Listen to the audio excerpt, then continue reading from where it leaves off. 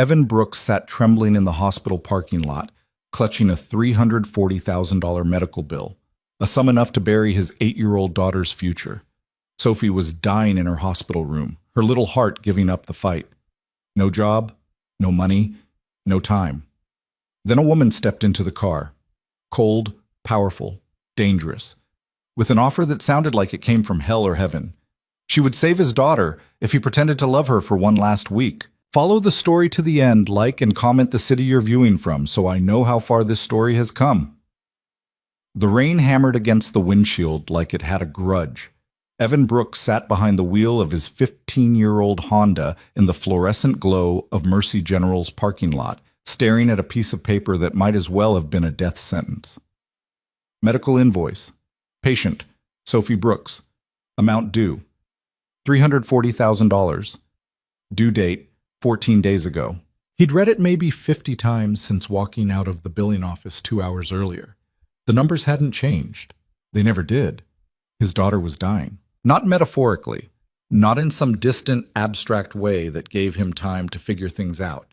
Sophie was upstairs right now in pediatric intensive care, her 8-year-old heart struggling through every beat like it was climbing a mountain. Dilated cardiomyopathy, the doctors called it. A fancy term for a heart that had given up trying to do its job. She needed surgery. Soon. The kind of surgery that cost more than Evan had earned in the last 5 years combined. He pressed his forehead against the steering wheel and tried to remember how to breathe. The rain was so loud he almost didn't hear the knock on his passenger window. When he looked up, a woman was standing in the downpour. She wasn't dressed for the weather, tailored black coat, sharp enough to cut glass. Dark hair pulled back severe and perfect. She stood there like the storm was an inconvenience she'd decided to tolerate, not something that could actually touch her. Evan hesitated, then unlocked the door. She slid into the passenger seat without asking, bringing with her the smell of expensive perfume and cold air. She didn't apologize for the intrusion, didn't explain herself, just sat there for a moment, studying him with eyes that were too sharp, too calculating. "You're Evan Brooks," she said. Not a question. "Do I know you?" "No, but I know you." She pulled a slim leather portfolio from inside her coat, somehow completely dry despite the storm. "Your daughter is Sophie, 8 years old, heart failure. You were laid off from Patterson Manufacturing 3 months ago. Unemployment benefits ran out 6 weeks ago. You've been working nights at a warehouse in Cicero for $11 an hour, trying to keep up with medical bills you have no hope of paying." Evan's hands tightened on the steering wheel. "Who the hell are you?" "Adriana Sterling." She said it like he should recognize the name. When he didn't react, something flickered across her face. Not offense exactly, more like confirmation of something she'd already suspected. "Sterling Capital. My family owns it, among other things." "Good for you. Get out of my car." She didn't move. "Your daughter has 14 days, maybe less. The hospital is being polite about it now, but they'll transfer her to county care if you can't pay. County doesn't have the surgical team she needs. By the time they arrange a transfer to a facility that does, it'll be too late." I said, "Get out." "I can pay for it." The words hung in the air between them, impossibly heavy. Evan stared at her, trying to figure out if this was real or if exhaustion had finally broken something fundamental in his brain. "All of it," Adriana continued, her voice flat and businesslike. "The surgery, post-op care, rehabilitation, every dollar. Your daughter will have the best cardiac surgeon in the Midwest, recovery in a private room, and follow-up care for as long as she needs it." Evan's throat had gone dry. "Why?" "Because I need something from you." There it was. The catch. There was always a catch. "I need a boyfriend," Adriana said, "for 1 weekend. My family's estate, Lake Geneva. You'll attend as my partner. You'll be charming, attentive, and convincing.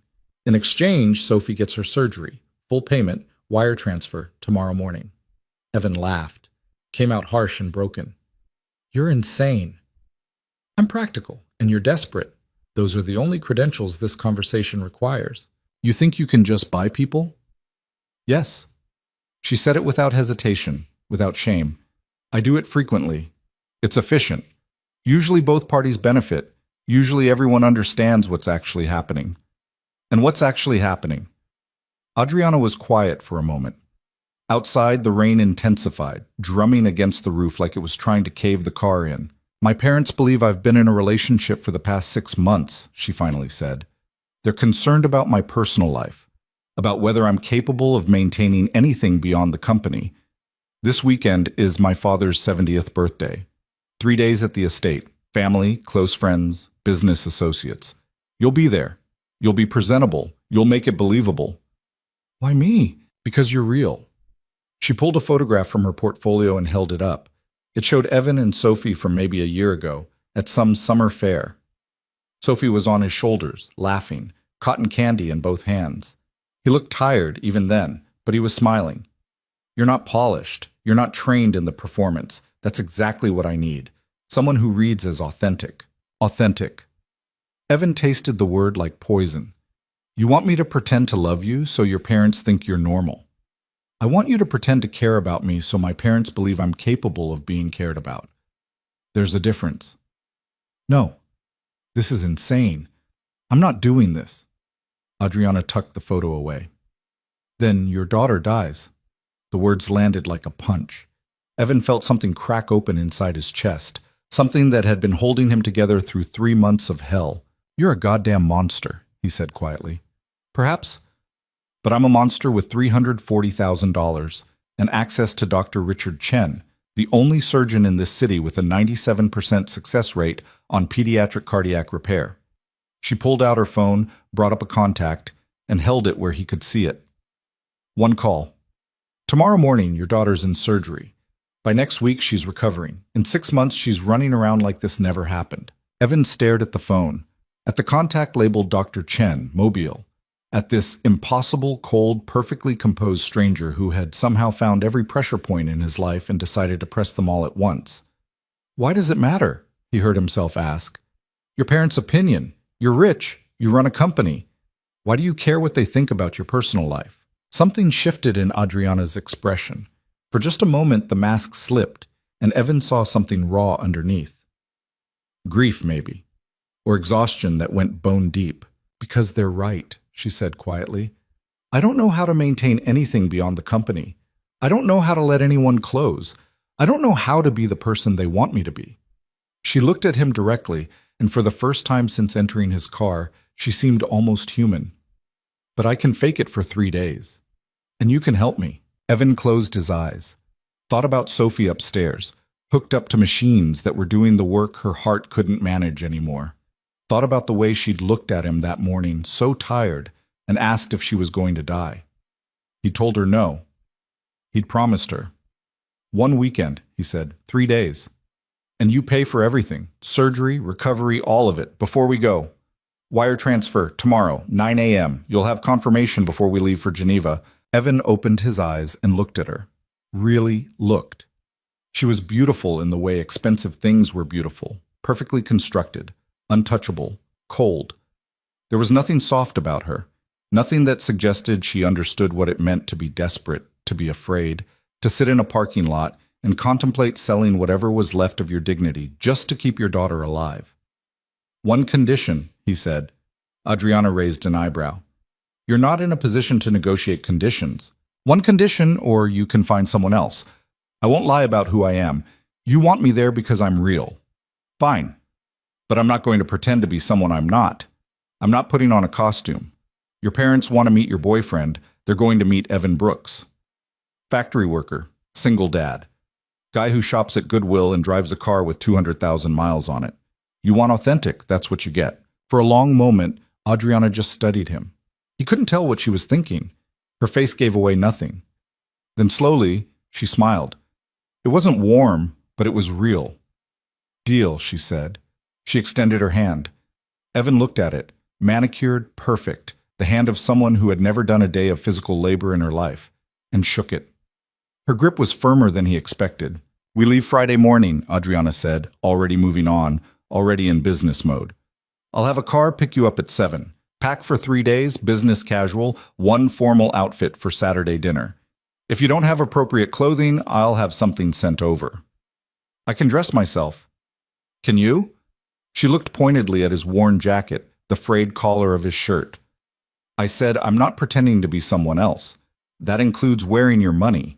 Adriana studied him for another moment, then nodded once. Fine. But if you show up looking homeless, the deal is off. I'll manage. She reached for the door handle, then paused. One more thing. When we're there, when we're around my family, you'll need to sell this. I don't need grand gestures, but I need them to believe you care about me. Can you do that? Evan thought about the $340,000, about Sophie's surgery, about the fact that he was agreeing to the most insane thing anyone had ever asked him to do. I can fake it for 3 days, he said, throwing her own words back at her. Adriana's smile was sharp. Good. She stepped out into the rain and was gone, disappearing into the storm like she'd never been there at all. Evan sat alone in his car, the invoice still on his lap, his hands shaking. He'd just sold himself to a stranger to save his daughter's life. The worst part was, he didn't even feel guilty about it. The next morning, Evan's phone buzzed at 8:47 a.m. He was in Sophie's hospital room, half asleep in the chair beside her bed, when the notification came through. Wire transfer received, $340,000. From Sterling Capital Trust. Memo, medical expenses, S. Brooks. He stared at the screen until the numbers blurred. Then he looked at Sophie, still sleeping, her small chest rising and falling with the help of oxygen tubes and monitors that beeped in steady rhythm. $340,000. Just like that. Like it was nothing. His phone buzzed again, a text from an unknown number. Dr. Chen will see Sophie at 11 a.m. today for pre-surgical consultation. Surgery scheduled for Monday morning. I'll send the car Friday at 7 a.m. Don't be late. A.S. Evan read it 3 times. Then he put his head in his hands and tried not to think about what he'd agreed to. Dr. Richard Chen was younger than Evan expected, maybe early 40s, with steady hands and the kind of calm confidence that came from being exceptional at something difficult. He spent 45 minutes examining Sophie, reviewing her charts, asking questions in a gentle voice that made Sophie actually smile. Your daughter is very brave, Dr. Chen said when they stepped into the hallway afterward. She's been dealing with this for a long time, hasn't she? 2 years. Maybe longer. We didn't know at first, thought she was just tired. By the time we figured it out, Evan trailed off. There was no point finishing the sentence. She's strong. That's going to matter. Dr. Chen pulled up something on his tablet, showed Evan a complex diagram of Sophie's heart. The surgery is extensive. We're essentially rebuilding the left ventricle. 6 to 8 hours in the OR.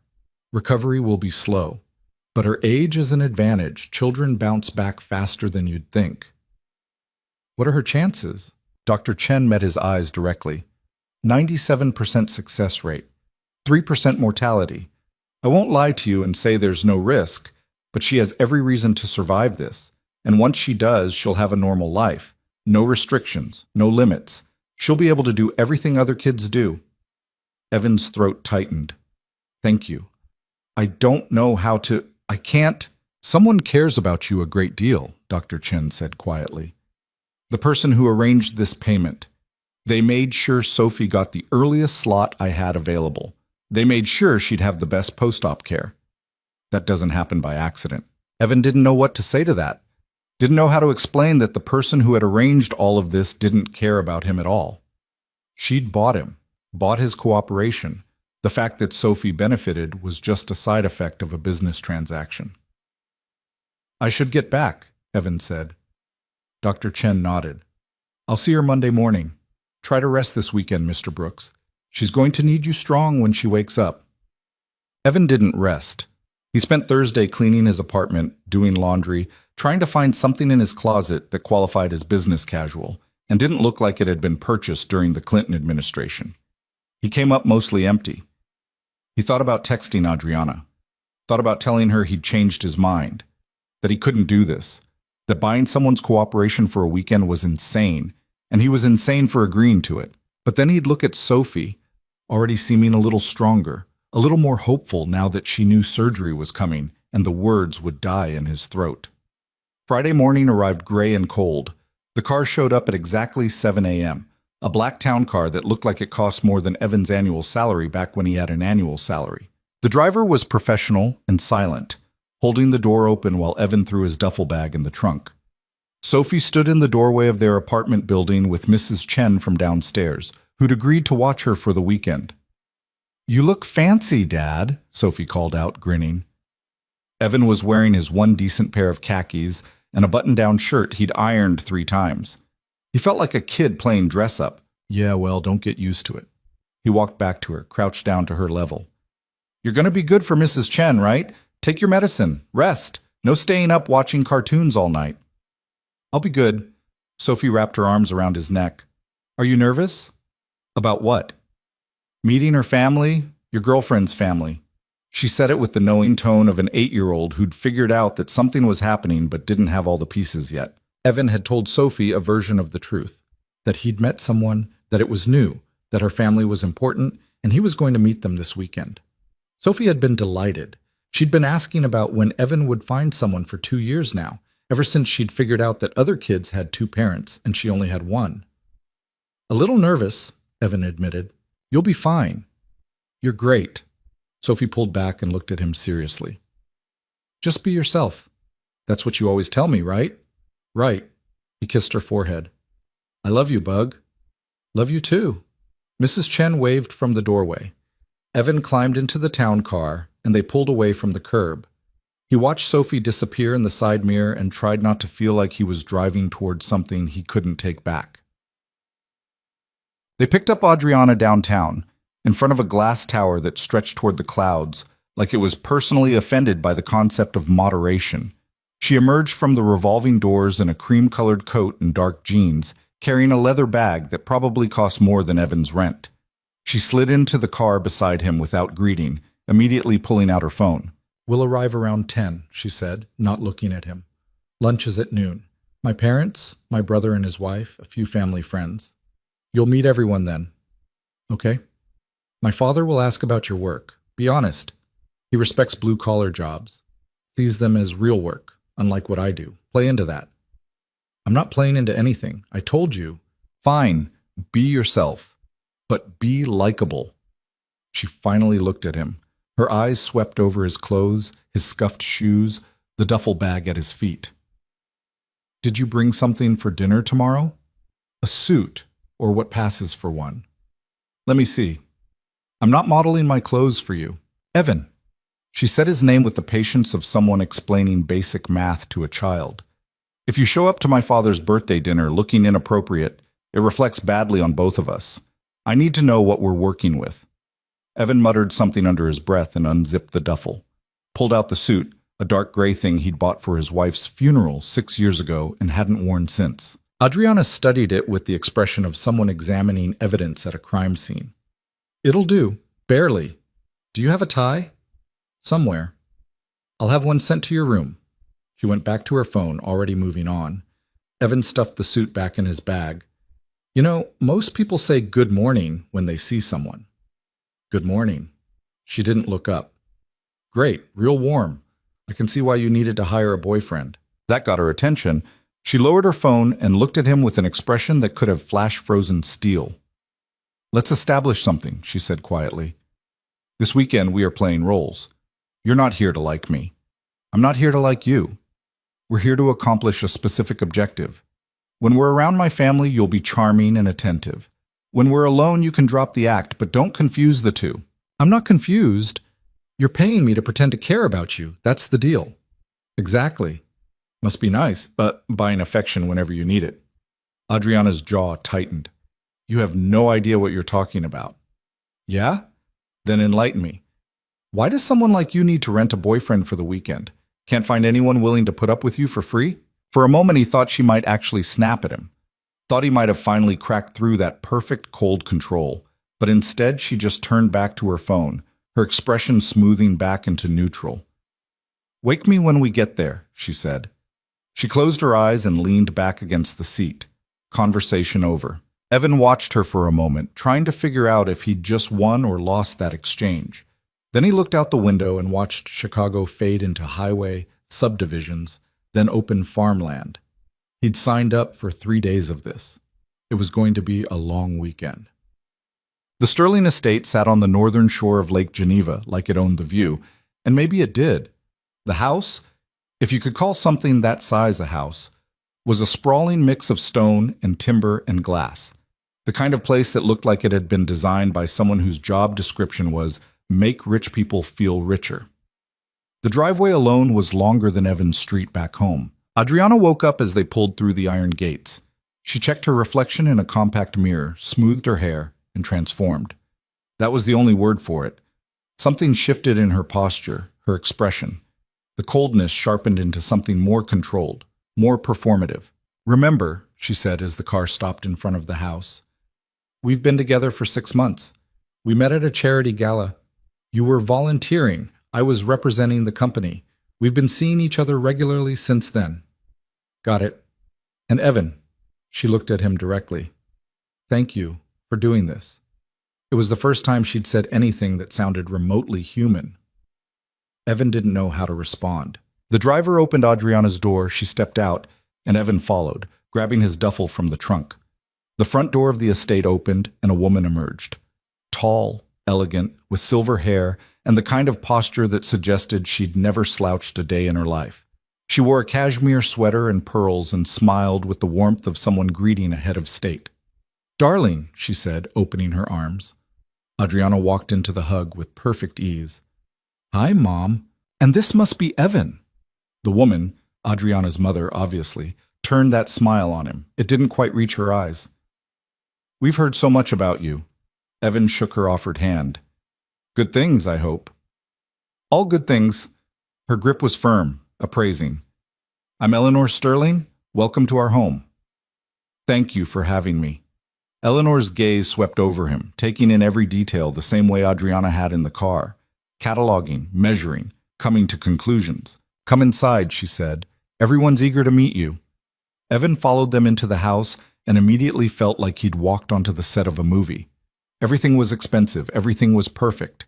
High ceilings, original artwork, furniture that looked like it belonged in a museum.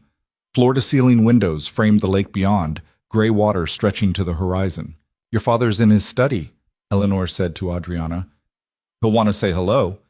"And Daniel and Sophia arrived an hour ago. They're out on the terrace." "I'll take Evan to his room first," Adriana said smoothly. "Let him get settled." "Of course." Eleanor's smile returned to Evan. "Lunch at noon. Casual. Just family." She disappeared down a hallway, heels clicking against hardwood. Evan looked at Adriana. "She hates me already." "She doesn't hate you. She's reserving judgment." Adriana started up a staircase wide enough to drive a car up. "Come on, your room is this way." "My room?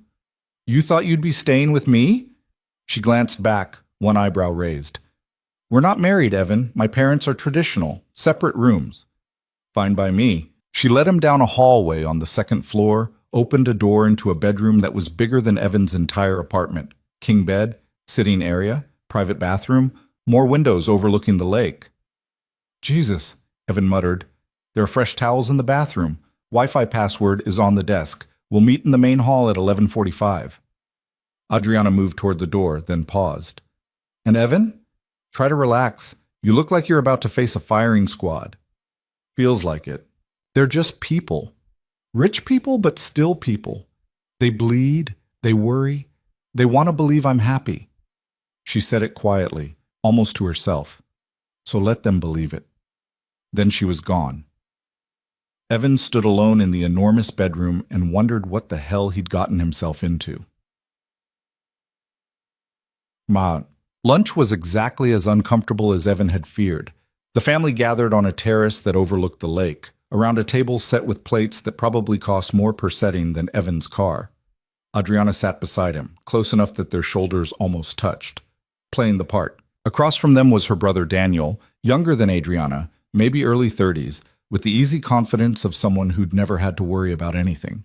His wife Sophia was blonde and polished and smiled constantly in a way that didn't match her eyes. Eleanor sat at one end of the table, and at the other end was the man himself. Richard Sterling was 70 years old and looked like he'd spent every one of those years being in charge of something. Broad shoulders, silver hair, a face that had seen too much to be impressed by much anymore. He watched Evan the way a general might watch new recruits, waiting to see if they'd fold under pressure. "So," Richard said once everyone had been served. "Evan, Adriana tells me you worked in manufacturing. Yes, sir, Patterson Manufacturing, 10 years. Good company. They make engine parts, don't they? Industrial valves, mostly. I was on the assembly line. Richard nodded. Honest work. What happened? Plant closed last year. They moved operations overseas, cheaper labor. That's the reality of it now. Richard cut into his steak with precise movements. Everyone wants to talk about globalization like it's progress. But they forget about the men who built this country's industry. Men like you. Evan wasn't sure if that was a compliment or pity. He took a drink of water and said nothing. And now? Eleanor asked. What are you doing for work? Warehouse job, third shift. It pays the bills. He's being modest, Adriana cut in smoothly. He's also a devoted father. His daughter is 8, Sophie. She's incredible. A single father, Eleanor said. It wasn't quite a question, more like a confirmation of something she already knew. Yes, ma'am. My wife died 6 years ago. The table went quiet for a beat. Sophia made a soft, sympathetic sound. Daniel shifted in his seat. I'm sorry, Eleanor said, and for the first time she sounded like she meant it. That must have been very difficult. It was. Evan met her eyes. Still is, some days. How did you two meet? Daniel asked, steering the conversation away from grief. Adriana's been annoyingly secretive about the whole thing. Adriana's hand found Evan's under the table, squeezed once, quick and businesslike. A signal. Charity event, Evan said, sticking to the script. I was volunteering. She was there representing Sterling Capital. You volunteer? Richard sounded skeptical. When I can. Usually with Sophie, food bank mostly, sometimes habitat restoration projects through her school. And you just walked up and introduced yourself to Adriana? Daniel grinned. That takes guts. She's terrifying. I'm sitting right here, Adriana said dryly. I didn't walk up to her, Evan said. She walked up to me, asked if I knew how the donation system worked. I showed her. We talked. It wasn't... He glanced at Adriana, at her perfect mask of a face. It wasn't some grand romantic moment. It was just two people talking. And 6 months later, here you are. Eleanor's tone was impossible to read. Here I am. Richard set down his fork. What are your intentions with my daughter, Evan? The question hung in the air like a grenade with the pin pulled. Daniel actually winced. Sophia looked fascinated. Adriana's grip tightened on Evan's hand. Dad, she started, but Evan spoke over her. I care about her, he said simply. That's my intention. To keep caring about her. To be there when she needs someone. To be honest with her. That's what I can offer. I can't give her what you've given her. I can't match this. He gestured vaguely at the estate, the table, everything. But I can give her myself, and I can promise I won't waste her time or play games. She deserves better than that. Richard studied him for a long moment. Evan held his gaze, refusing to look away. Then Richard smiled. It was small, barely there, but real. Good answer, he said. Eleanor's expression had softened too, just slightly. Even Daniel looked impressed. Adriana's hand was still in Evan's, warm and surprisingly solid. For a moment, sitting at that table surrounded by wealth and expectations and a family that wasn't his, Evan almost believed the lie they were selling. Almost. The afternoon stretched out lazy and deceptive. After lunch, the family scattered. Richard to his study for conference calls that apparently couldn't wait even on his birthday weekend. Eleanor to oversee preparations for tomorrow's dinner party. Daniel and Sophia for a walk along the lake trail. Adriana disappeared upstairs without explanation, leaving Evan alone on the terrace with a cup of coffee he didn't want and a view that cost more than most people's retirement funds. He pulled out his phone and texted Mrs. Chen. How's Sophie? The reply came fast. Watching movies, ate good lunch. She's asking when you call. Tell her soon. Before dinner. He pocketed the phone and tried not to think about Monday morning. About surgery. About the fact that his daughter's life depended on him getting through this weekend without screwing it up. You look lost. Evan turned. Daniel had reappeared from somewhere, hands in his pockets, that easy smile still in place.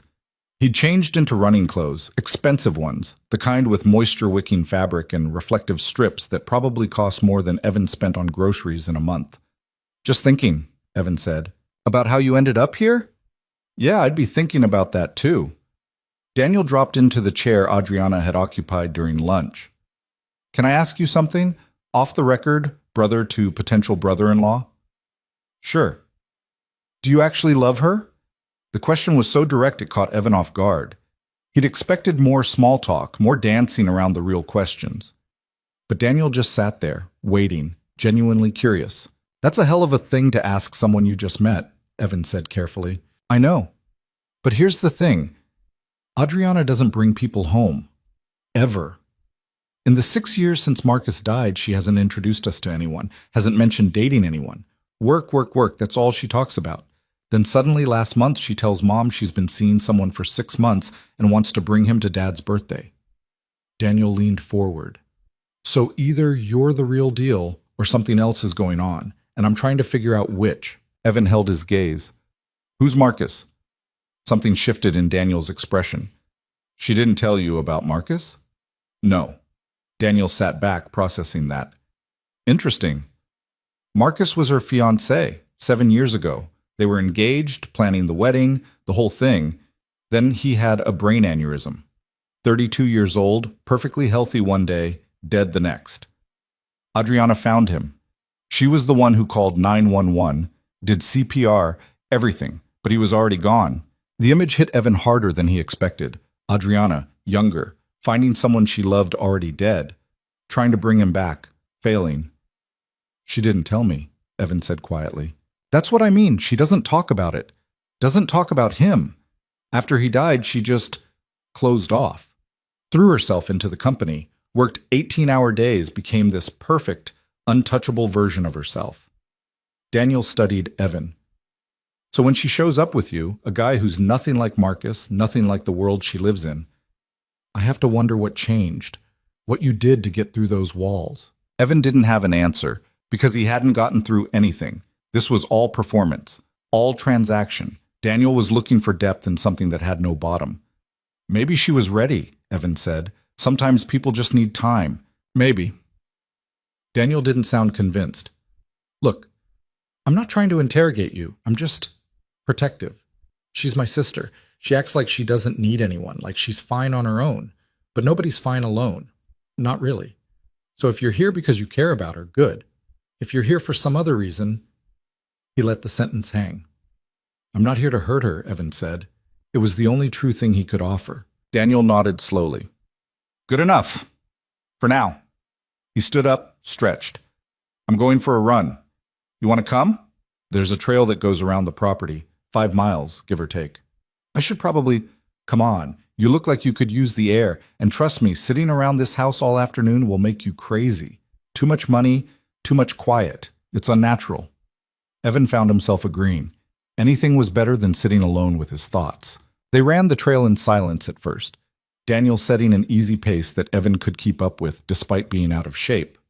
The path wound through trees along the lakeshore, past boathouses and private docks. The Sterling property went on forever. So what's the plan? Daniel asked after the first mile. You and Adriana, long term. We're taking it slow, Evan said, grateful for the script Adriana had provided. She's got the company. I've got Sophie. We're figuring out how to make it work. And Sophie's okay with you dating? She's thrilled. She's been asking me to find someone for years. Thinks I'm lonely. Are you? The question caught Evan mid-stride. He recovered, kept running, but something about it had landed deeper than Daniel probably intended. Sometimes, he admitted, not lonely for a relationship exactly, just tired. Tired of doing everything alone. Tired of being the only person who has to make every decision, carry every burden, you know? No, Daniel said honestly, I really don't. That sounds brutal. It is what it is. They ran another quarter mile in silence. For what it's worth, Daniel said eventually, I think Adriana needs someone like you. Someone outside all this. He gestured vaguely at the estate around them. Someone who sees her as just a person, not as the heir to Sterling Capital or the youngest female CEO in the industry or whatever the business magazines are calling her this month. Marcus was great, but he was part of this world. Same schools, same social circles, same everything. Maybe that was the problem. Maybe she needs different. Evan thought about Adriana in his car that night, rain hammering the windows, offering to buy his cooperation like it was the most normal thing in the world. He thought about the coldness in her voice, the calculation in her eyes. He thought about the way she'd looked when she said, "I don't know how to let anyone close." "Maybe," he said. They finished the run back at the house, both breathing hard, both damp with sweat despite the cold air. Daniel clapped him on the shoulder. "You're all right, man. I'm glad she found you." Evan showered in his absurdly large bathroom and tried not to think about Marcus. About the fact that Adriana had been engaged, had loved someone enough to plan a life with them, had lost them in the worst way possible. It explained some things. The coldness, the control, the way she seemed to exist behind glass, untouchable. It didn't make their arrangement any less transactional, but it made her seem more human. His phone buzzed, a text from Adriana. "Drinks at 6. Library. My father wants to talk to you. Alone." Evan stared at the message, then typed back. "About what?" "Everything. Don't worry. Just be honest." Easy for her to say. The library was exactly what Evan expected. Floor-to-ceiling bookshelves, leather furniture, a fireplace big enough to roast a pig in. Richard Sterling sat in a wingback chair near the fire, a tumbler of what looked like whiskey in one hand, reading glasses perched on his nose as he paged through a document.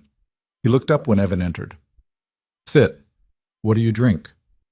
"Whatever you're having. Whatever you're—" Richard poured 2 fingers of amber liquid from a crystal decanter and handed it over. The whiskey was smooth and expensive and burned in exactly the right way. "Adriana tells me your daughter is having surgery Monday," Richard said. No preamble. No small talk. Evan's grip tightened on the glass. "Yes, sir." "Heart condition." "Dilated cardiomyopathy." "Serious." "Very." Richard nodded slowly, swirling his whiskey. "And you're here instead of with her." It wasn't a question, but it felt like an accusation. Evan met the older man's gaze. "She's in good hands, and this weekend matters to Adriana, so I'm here." "Does it matter to you?" "What?" "This weekend, meeting us, being here." Richard leaned forward slightly. "Or are you just going through the motions because my daughter asked you to?" The question was a trap. Evan could feel it. Whatever he said would reveal something, and Richard would use it to form conclusions about who he was and what he wanted. So he told the truth. Part of it, anyway. "Honestly, I'm terrified. I don't belong here. I don't know how to talk to people like you. I don't know the right things to say or the right way to act. Every conversation feels like a test I'm failing." He took a drink. "But I'm here because Adriana asked me to be, because she needed someone. And when someone you care about needs you, you show up, even when it's uncomfortable." Richard studied him for a long moment. Then he smiled, actually smiled, warm and genuine. "You know what I like about you, Evan? You don't bullshit. Daniel bullshits. Always has. Ever since he was a kid. Tells people what they want to hear. Sophia's the same way. Hell, even Eleanor does it sometimes, smoothing things over, keeping everyone comfortable." He raised his glass slightly. "But you just say what's true, even when it makes you look vulnerable. That's rare." "I'm too tired to bullshit," Evan said. "Takes too much energy." Richard laughed, a genuine sound. "I bet. Single father, working nights, daughter in the hospital. When do you sleep?" "I don't, mostly. And yet you're here. For Adriana." Richard's expression grew more serious. "Let me tell you something about my daughter. She's brilliant. Smarter than I ever was. More driven, more focused. She took over Sterling Capital when she was 30 years old and doubled our portfolio value in 3 years. She's extraordinary. But she's also deeply lonely. Has been for a long time. Since Marcus died, she's buried herself in work. We've watched her become more and more isolated, more and more unreachable. Eleanor and I, we've worried. A lot." Evan didn't know what to say to that. "Then she calls and tells us she's been seeing someone," Richard continued. "Someone she met through volunteer work. Someone with a daughter. Someone completely outside our world. And Eleanor and I thought, maybe this is good. Maybe this is exactly what she needs. Someone who doesn't care about the company or the money or any of the things everyone else cares about." "I do care about those things," Evan said quietly. "Anyone who says money doesn't matter has never been broke. Anyone who says it can't solve problems has never watched their kids suffer because they couldn't afford to help them. Money matters. It just shouldn't be the only thing that matters." Richard nodded. Fair point. So let me ask you directly. What do you want from my daughter? What do you mean? You're dating a woman worth $500 million. A woman who will inherit control of a company worth 10 times that. So what do you want? Security for your daughter? A way out of warehouse work? A lifestyle upgrade? Richard's tone wasn't accusatory, just curious. I'm not judging, I'm just asking.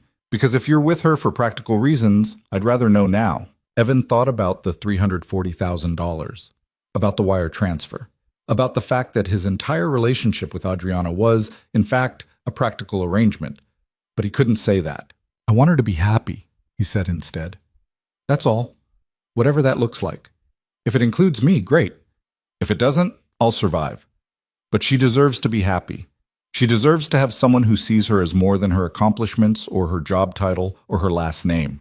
She deserves to be just Adriana, not Sterling Capital, not the CEO, just herself. Richard was quiet for a long time, then he raised his glass. To honesty, he said. Evan clinked glasses with him and drank. You're good for her, Richard said. I don't know if this will last. Relationships are hard enough without the complications you two have.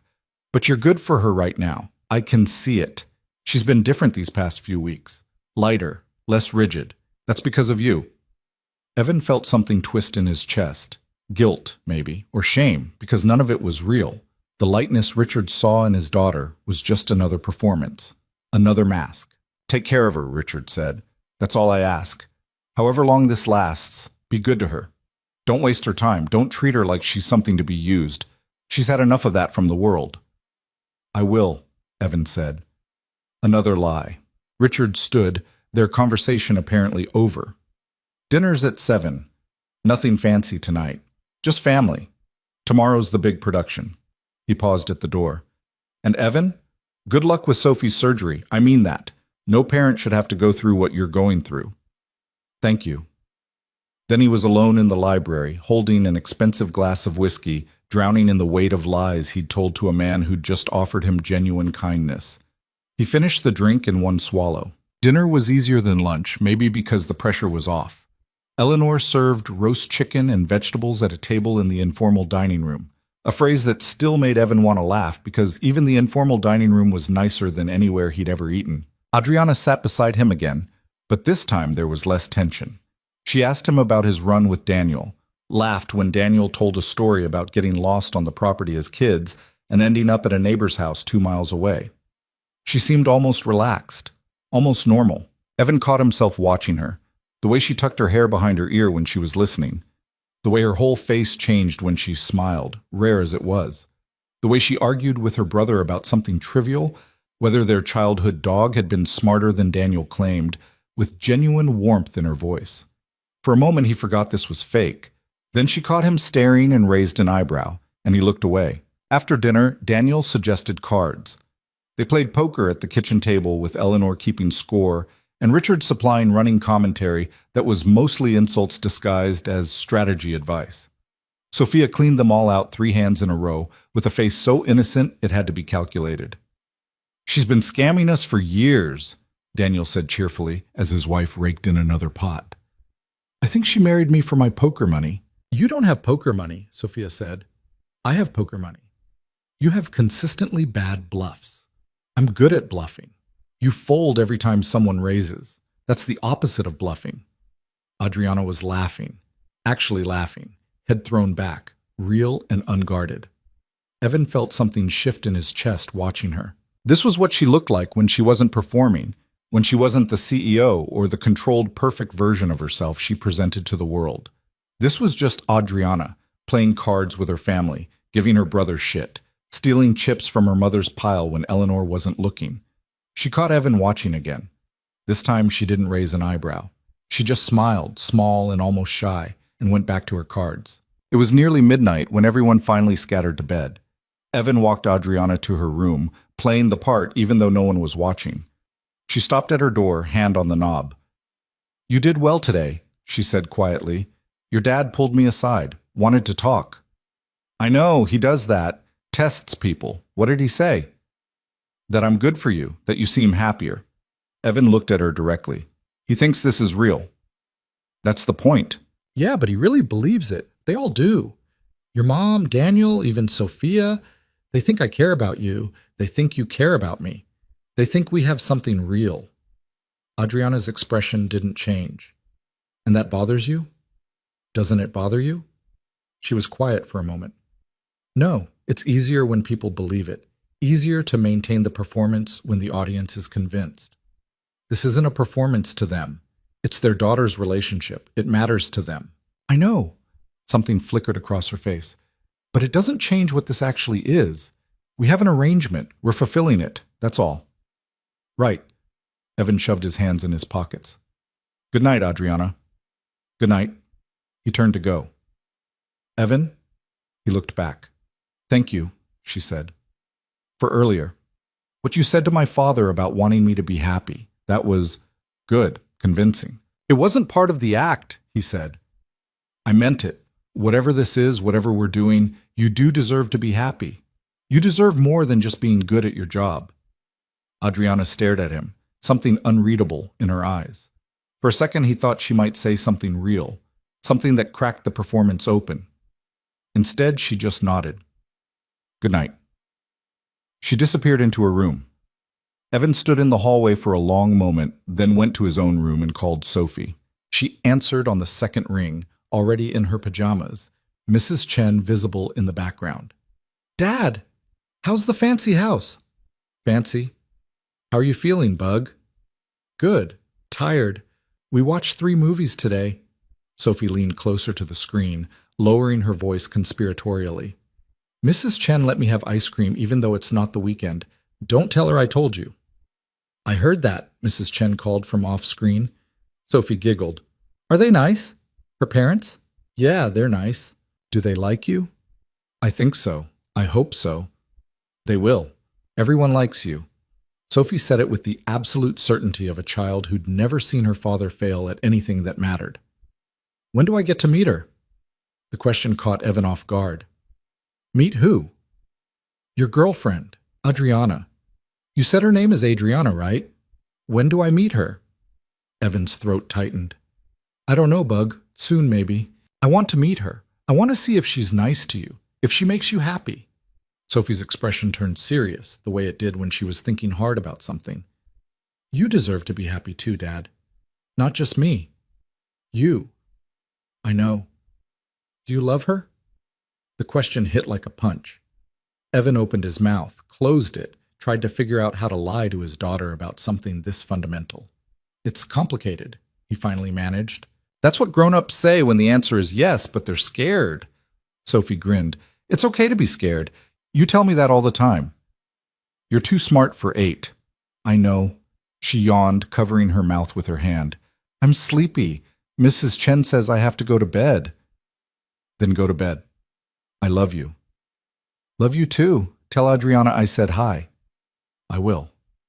And Dad, good luck tomorrow with the fancy dinner. You'll be great. She hung up before he could respond. Evan sat on the edge of the enormous bed in his borrowed room and put his head in his hands. Sophie wanted to meet Adriana, wanted to make sure she was good enough for him, wanted him to be happy. And he was lying to her, lying to everyone, pretending to be in a relationship that didn't exist to save his daughter's life while his daughter asked when she could meet the woman he was pretending to love. The whole thing was so twisted, he almost laughed. Instead, he lay back on the bed and stared at the ceiling and tried not to think about Monday morning, about surgery, about the fact that after this weekend he'd never see Adriana Sterling again. The next morning arrived gray and cold, the lake hidden behind fog. Evan woke to someone knocking on his door. He opened it to find a young woman in a neat suit holding a garment bag. Mr. Brooks? I'm Marie, Ms. Sterling's assistant. She asked me to bring this. She held out the garment bag. For tonight's dinner. I already have something to wear. I know. She asked me to bring this anyway, just in case. Marie's smile was professional and gave away nothing. There's also a tie and dress shoes. Everything should fit. Miss Sterling is very good with measurements. She handed over the bag and a shoebox and left before Evan could protest. He unzipped the bag. Inside was a suit, charcoal gray, perfectly tailored, probably worth more than he'd made in a month at Patterson. The tie was silk. The shoes were Italian leather. His phone buzzed. Before you get stubborn, it's a gift, not a judgment. You'll blend in better, that's all. A.S. Evan stared at the suit. Part of him wanted to refuse on principle, wanted to show up in his own clothes, his own way, consequences be damned. But he thought about Richard's birthday, about a room full of wealthy guests who'd notice if one person looked out of place, about making this weekend work, making Adriana's parents believe she was happy. He thought about Sophie's surgery Monday morning. He tried on the suit. It fit perfectly. The day moved slowly. Evan spent the morning reading by the library fire, trying to stay out of everyone's way. Staff moved through the house, preparing for the evening, arranging flowers, setting up tables, testing sound systems for whatever entertainment had been planned. Adriana was everywhere and nowhere, managing details, solving problems, directing people with quiet efficiency. Every time Evan saw her, she was in motion, phone to her ear or tablet in hand, making things happen.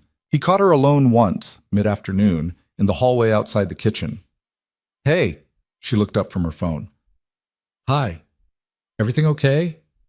"Yeah, thank you for the suit." "You're welcome. Does it fit?" "Perfectly. How did you know my measurements?" "I'm observant." She went back to her phone, already moving on. "Adriana." "What?" "Sophie wants to meet you." That got her attention. She lowered the phone, actually looked at him. "What?" "Last night, on the phone. She asked when she could meet you. She thinks you're my girlfriend. She wants to make sure you're good to me." Adriana was very still. "What did you tell her?" "That it's complicated." "That's honest, at least." "She's 8. She doesn't understand complicated. She understands that her dad is dating someone and she wants to meet them. She thinks that's how this works." "And you want me to meet her?" Adriana's tone was carefully neutral. "No, I don't know. Maybe." Evan ran a hand through his hair. "Look, after tomorrow we're done. You've fulfilled your end of the deal. Sophie gets her surgery. I disappear from your life. But before that happens, she's going to keep asking. And I don't know how to explain to her why she can't meet you." Adriana looked away, processing. "This wasn't part of our arrangement." "I know. Meeting your daughter, playing the role for her, that's different. That's personal." "Everything about this is personal," Evan said quietly. "We're lying to your family about having a relationship. Now I'm lying to my daughter about the same thing. The lines are already blurred." Adriana was silent for a long moment.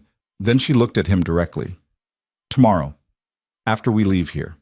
Before you head to the hospital Monday, I'll stop by. One meeting, brief. I'll say hello, meet Sophie, and that's it. After that, we're done. Agreed?" "Agreed." She started to walk away, then paused. "What did you tell her about me?" "That you're smart, driven, that you care about people even when you pretend not to." "That last part isn't true." "Yeah, it is. You just don't want it to be." Adriana held his gaze for a second longer, then walked away without responding. Evan watched her go and wondered what he was doing. Wondered why it mattered what she thought. Wondered why the idea of her meeting Sophie made something in his chest feel tight and complicated. This was supposed to be simple, transactional. 3 days of performance in exchange for his daughter's life. It wasn't simple anymore. Evening arrived with perfect timing, the fog lifting just as the first guests began to arrive. Evan put on the suit Adriana had sent, knotted the silk tie, and stared at himself in the mirror. He looked like someone else, someone who belonged in places like this. He hated it, and he understood why she'd done it. Adriana knocked on his door at 7 sharp. When he opened it, she took his breath away. She wore a black dress that was somehow both elegant and understated, her hair down for the first time all weekend, makeup subtle but perfect. She looked like herself but elevated, like the version of Adriana Sterling the world expected to see. "You clean up well," she said. "You too." She adjusted his tie slightly, her fingers quick and efficient. "Stay close tonight. There are going to be a lot of people. Business associates of my father's, family friends, people who've known me since I was a kid. They'll ask questions. Just follow my lead." "Got it." "And Evan?" She met his eyes. "Thank you for this weekend, for making them believe it." Before he could respond, she took his arm and they headed downstairs. The main hall had been transformed. String lights, flowers everywhere, a jazz quartet set up in the corner. Guests mingled with champagne glasses, dressed in wealth that looked effortless. Richard held court near the fireplace.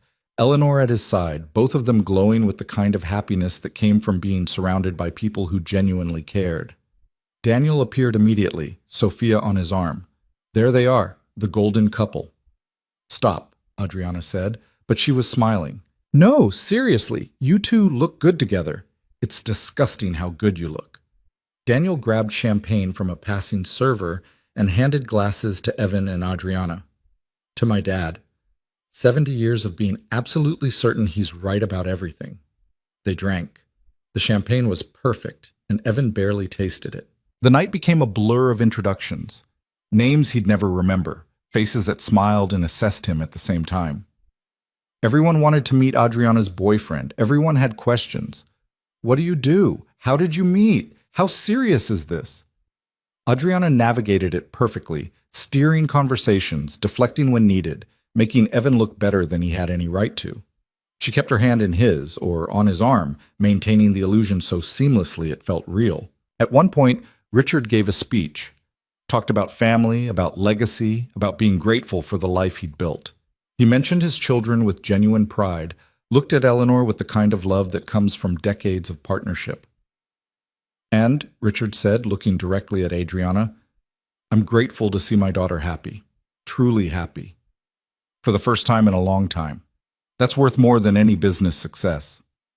Adriana's grip on Evan's hand tightened. Dinner was elaborate, courses that kept coming, wine that flowed freely, conversation that ranged from business to politics to stories from decades past.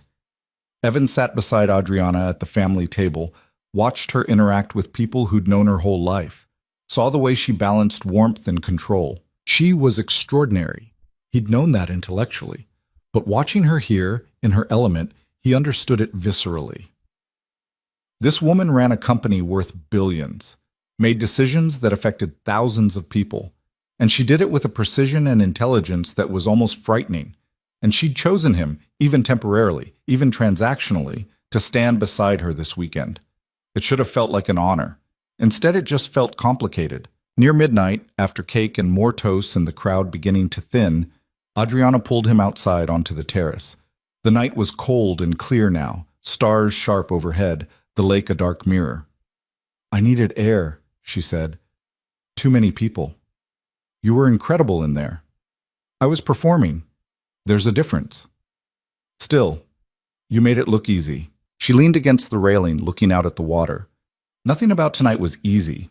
I hate these things. All the small talk, all the performance, everyone watching, everyone judging, but it's expected, so I do it. Your dad seems happy. He is. He thinks I'm finally moving on from Marcus, finally building a life that includes more than work. She laughed, bitter. If he only knew. Evan stood beside her, not touching, just present. Tell me about him, Marcus. Adriana was quiet for so long he thought she wouldn't answer. Then, we met in college. He was studying law. I was in business. He was funny, kind, patient, everything I wasn't. We balanced each other out. Her voice was carefully neutral. We got engaged when I was 29. Started planning a wedding. Then one morning I woke up and he was gone. Aneurysm, dead before he hit the floor. I'm sorry. Everyone's sorry. Sorry doesn't change anything. She looked at him. You know what the worst part is? I don't remember the last thing I said to him. We were arguing about something stupid, wedding invitations maybe, or the guest list. I can't even remember. And that was it. That was our last conversation, some forgettable argument about nothing. Evan thought about his wife, about the morning she died, hit by a drunk driver on her way to work, how he'd kissed her goodbye and told her he loved her, and it had felt routine, ordinary, how he'd give anything to have had that moment back, to have known it was the last one. My wife and I weren't arguing, he said quietly, but we weren't saying anything important either, just normal morning stuff. She was worried about being late. I was worried about Sophie's daycare pickup, just life. We didn't know we were running out of time. Do you miss her? Every day. But not the way I used to. At first it was this constant ache, this hole I couldn't fill. Now it's more like background noise. Always there, but I've learned to live with it. Adriana nodded. That's what everyone says happens. That eventually it gets easier. But it's been 7 years and I still can't.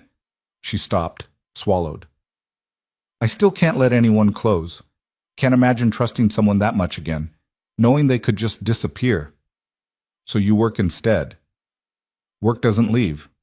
Work doesn't die on you. She looked at him. It's safer. It's lonelier. Maybe. She turned back to the lake. But at least I'm in control. At least I know what to expect. They stood in silence. Two people who'd both lost someone.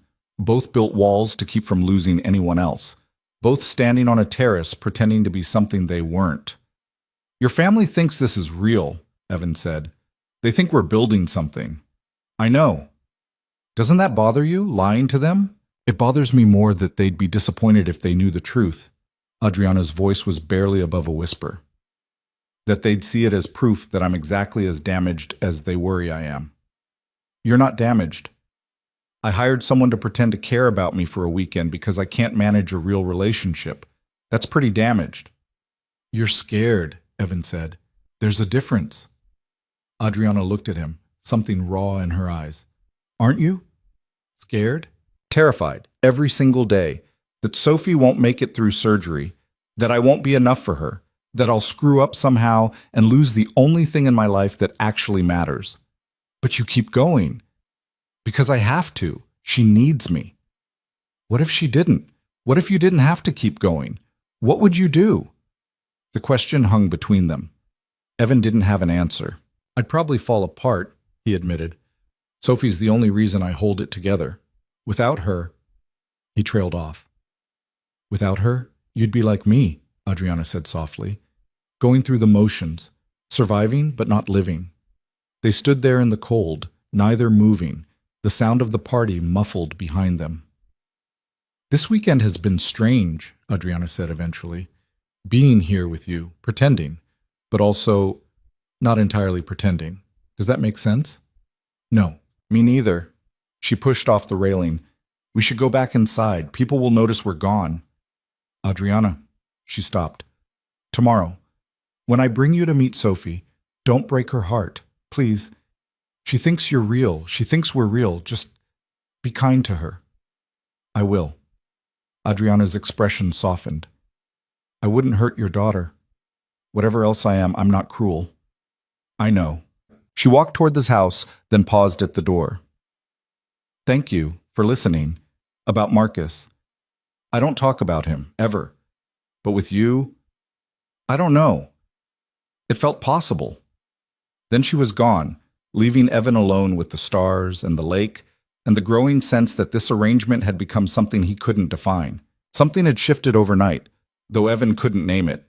He woke Sunday morning to pale light filtering through the curtains and the awareness that this was the last day. Tomorrow he'd be back in his real life. The hospital, Sophie's surgery, the weight of hoping she'd survive it. Today was still borrowed time in a world that wasn't his. He checked his phone. A text from Mrs. Chen with a photo of Sophie eating breakfast, smiling at the camera. Another text underneath. She slept good. Asking about you. He typed back, home this afternoon. Tell her I love her. Then another text. This one from Adriana. Brunch at 10, casual. Then we leave at 2. No greeting, no warmth. Back to business.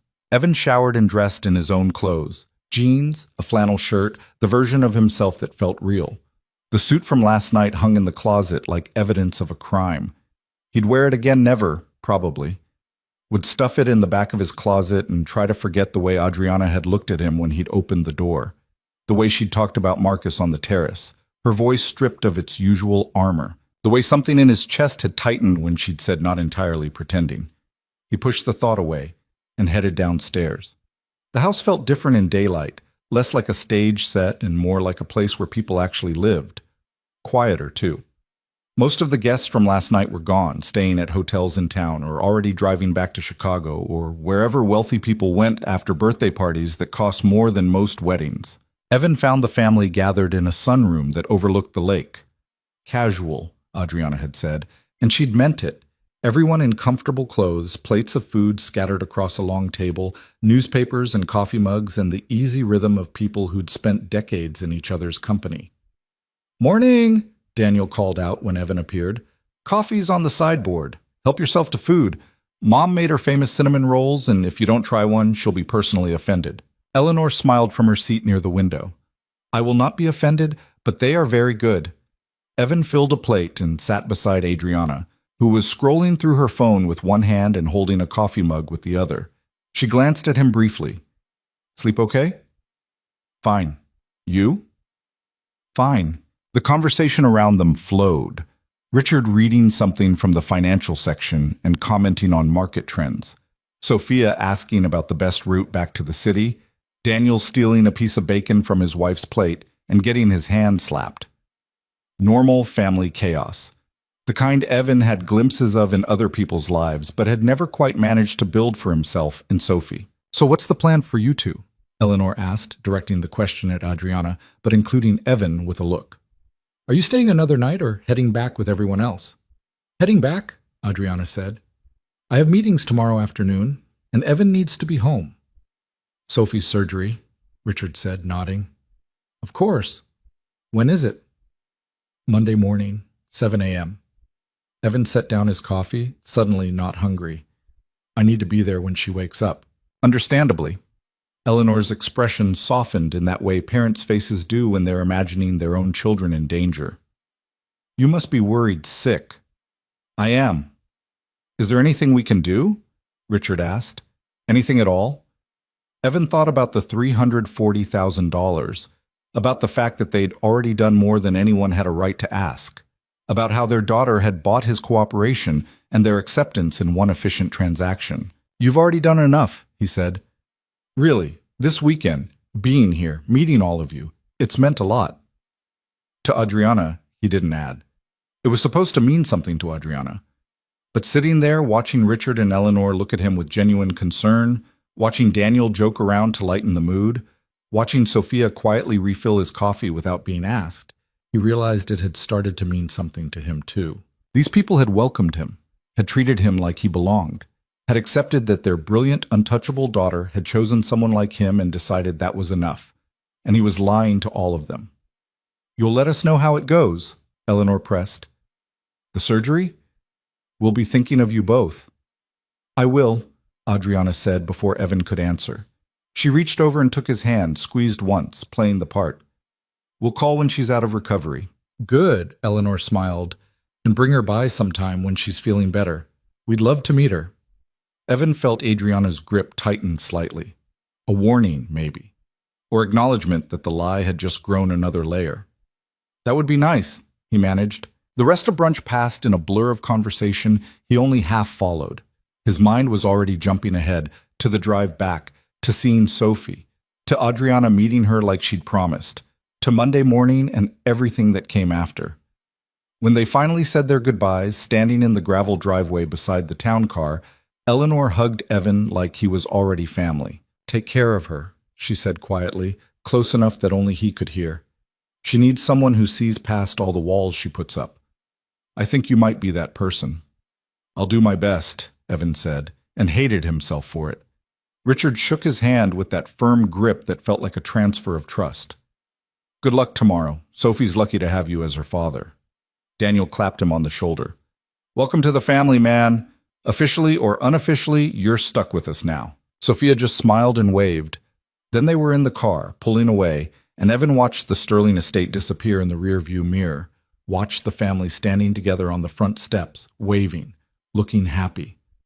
Adriana didn't say anything for the first 20 minutes of the drive, just stared out the window, her expression unreadable. Finally, Evan broke the silence. You okay? Fine. You don't look fine. She turned to look at him. What do you want me to say, Evan? That I feel guilty? That lying to my family for 3 days is starting to weigh on me? That watching them welcome you like you're some permanent fixture in my life makes me feel like a fraud? Yeah, actually, that's exactly what I want you to say. Because that's what I'm feeling, and it'd be nice to know I'm not alone in it. Adriana looked away again. You're not alone in it. They drove in silence for another mile. They loved you, she said eventually. My parents, Daniel, they really believed it. Believed us. I know. My father pulled me aside last night after you went to bed. Told me he was proud of me. That seeing me happy was the best birthday gift he could ask for. Her voice was flat, controlled. He meant it. He was genuinely happy. Adriana, I've been lying to them for months, telling them I was seeing someone, building something real, and this weekend just confirmed it, made it concrete. Now they think I'm finally moving on from Marcus, finally letting someone in. They think I'm fixed. She laughed, bitter. They have no idea. Evan didn't know what to say to that, didn't know how to make it better. Was it worth it? He asked quietly. This weekend, did you get what you needed? I don't know yet. Adriana pulled out her phone, started scrolling through emails, putting the armor back on. But the deal is done. Sophie gets her surgery. You fulfilled your end. That's what matters. Right. The deal. Something in his tone made her look up. What? Nothing. Just funny how you can reduce everything to a transaction. 3 days of pretending in exchange for $340,000 and a surgery. Clean, simple, no messy emotions to deal with. That's what it was, Adriana said carefully. That's what we agreed to. Yeah, well, your family didn't get the memo. To them, it was real. To them, you're in a relationship with someone who cares about you. And when this ends, when I disappear from your life after tomorrow, what are you going to tell them? That it didn't work out? That I couldn't handle your world? That you decided you're better off alone?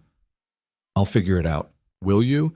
Because from where I'm sitting, you just built yourself a bigger cage. Now you have to maintain the lie or admit you were faking it. Either way, you lose. Adriana's jaw tightened. I didn't ask for your opinion on my choices. No, you just asked me to participate in them, to stand there and smile and pretend while your parents looked at me like I was someone who mattered, someone who was going to stick around. You knew what this was from the beginning. Don't act surprised now. I'm not surprised. I'm just tired of pretending I'm okay with it. The car went silent. The driver, professional to the core, kept his eyes on the road and gave no indication he could hear any of it. Adriana looked out the window again. After today, you'll never have to see me again. That's what you want, right? Your daughter gets her surgery, you go back to your life, and I stay out of it. Clean break. Yeah, Evan said. That's what I want. It came out harsher than he intended. Adriana flinched slightly, then went back to her phone. They didn't speak for the rest of the drive. Evan's apartment building looked smaller than he remembered. Shabbier. The paint peeling on the front door, the cracked sidewalk, the rusted railings. All of it a stark contrast to the world they'd just left. The town car looked obscene parked at the curb, too expensive, too out of place. Adriana stared up at the building. This is where you live? Yeah, 3rd floor, no elevator. And Sophie? She climbs 3 flights of stairs? With her condition? She did. Before it got bad. Now Mrs. Chen meets us downstairs when she needs to go somewhere. Evan grabbed his duffel from the trunk. You don't have to come up. I can bring her down if you want to wait in the car. No. I said I'd meet her. I will. Adriana climbed out of the car, smoothing her coat. She looked as out of place here as Evan had felt at the estate. Expensive and polished against a backdrop of worn concrete and chain-link fences. They climbed the stairs in silence. Evan unlocked the apartment door and immediately heard Sophie's voice. Dad! She appeared from the living room, Mrs. Chen right behind her, and launched herself at Evan with the kind of energy that suggested she was feeling better today. He caught her, hugged her tight, felt some of the tension from the weekend drain out of his shoulders. Hey, Bug. I missed you. I missed you too. Sophie pulled back, grinning. Then she noticed Adriana standing in the doorway, watching. Her eyes went wide. Is that her? Yeah. Sophie, this is Adriana. Adriana, this is Sophie. Sophie stared for a long moment, taking in Adriana's perfect hair, her expensive clothes, the way she stood like she wasn't quite sure what to do with her hands. Then Sophie smiled, bright and genuine. Hi, you're really pretty. Something in Adriana's expression cracked. Thank you. So are you. Do you want to come in? Mrs. Chen made cookies earlier, and there's still some left. They're chocolate chip. They're really good. Adriana glanced at Evan, who just shrugged. This was her show now. I'd like that, Adriana said. Mrs. Chen, bless her, took that as her cue. I go home now. Sophie was very good. No trouble. Thank you, Mrs. Chen. Really? Evan walked her to the door, pressed some cash into her hand despite her protests, and watched her leave. When he turned back, Sophie had already dragged Adriana to the couch and was showing her something on her tablet. This is the game I was telling Dad about, see? You have to build a village and protect it from monsters. I'm on level 47. That's really far. Adriana sat stiffly on the edge of the couch, looking at the screen like she was studying a foreign language. That's impressive. Do you play games? No, I don't really have time for games. That's sad. Games are fun. Sophie tilted her head, studying Adriana with the blunt curiosity of an 8-year-old. Do you like my dad? The question landed like a grenade. Evan froze in the kitchen doorway. Adriana's eyes flicked to him, then back to Sophie. Yes, she said carefully. I like your dad very much. Why? Why? Yeah. What do you like about him? Sophie set down the tablet, giving Adriana her full attention. I want to know. Because he's my dad, and I need to make sure you're nice to him. Adriana was quiet for a moment. Evan could see her calculating, trying to figure out the right answer. The answer that would satisfy a child's interrogation without revealing that this entire thing was a performance. Then she surprised him. Your dad is honest, Adriana said slowly. In a world where most people pretend to be something they're not, he just is who he is. He doesn't try to impress people. He doesn't put on an act, and he loves you more than anything in the world. That's not something you see every day. Sophie considered this. Do you love him? Sophie, Evan cut in, that's not... It's okay, Adriana said. She looked at Sophie directly. I don't know yet. Love takes time, but I care about him, and I can see that he's a good person, the kind of person worth caring about. Sophie nodded, satisfied. Okay, you can stay. Thank you for your permission, Adriana said, and there was the ghost of a smile on her face. Sophie launched into a detailed explanation of her hospital stay, the tests she'd had, the doctors she'd met. She talked about the surgery coming up with the kind of matter-of-fact bravery that broke Evan's heart. They're going to fix my heart so it works better, she explained to Adriana. Dr. Chen said I'll be able to run and play like other kids. I'm excited, but also kind of scared. Is that weird? No, Adriana said. Being scared makes sense. Surgery is a big deal. Are you ever scared? Sometimes. Of what? Adriana was quiet for a beat too long. Of not being good enough. Of failing at something important. Of letting people down. Sophie nodded like this was perfectly reasonable. My dad gets scared too. He tries to hide it, but I can tell. He worries about me a lot. That's because he loves you. I know. Sophie looked at Adriana seriously. You should tell him not to worry so much. He needs to take care of himself too. He forgets sometimes. Evan felt something twist in his chest. Adriana glanced at him, something unreadable in her expression. I'll remind him, she said. They talked for another 20 minutes. Sophie showed Adriana her room, her books, her collection of rocks from various parks around the city. She talked about school and her friends and the things she wanted to do when she was better. She was so open, so trusting, so completely herself. And Adriana somehow matched her energy. She asked questions. She listened. She didn't talk down to Sophie or treat her like a child who needed managing. She just talked to her like a person. Evan watched from the kitchen, making coffee he didn't want, and tried to reconcile the woman on his couch with the one who'd sat in his car that first night and offered to buy him. They didn't seem like the same person. Eventually, Sophie started to fade, the energy draining out of her like a battery running low. She curled up on the couch, leaning against Adriana's shoulder without asking permission. I'm tired, she said quietly. That's okay, Adriana said. Rest. Within minutes, Sophie was asleep. Adriana sat very still, like she was afraid to move and wake her. She looked at Evan, helpless. She does this, Evan said softly, coming over. Just crashes when she's worn out. It's the medication. He moved to pick Sophie up, to carry her to bed, but Adriana shook her head slightly. Let her sleep, just for a few minutes. So they sat there in the quiet apartment, Sophie breathing steadily against Adriana's shoulder, the afternoon light slanting through the windows. She's wonderful, Adriana said finally, barely above a whisper. You've done a good job with her.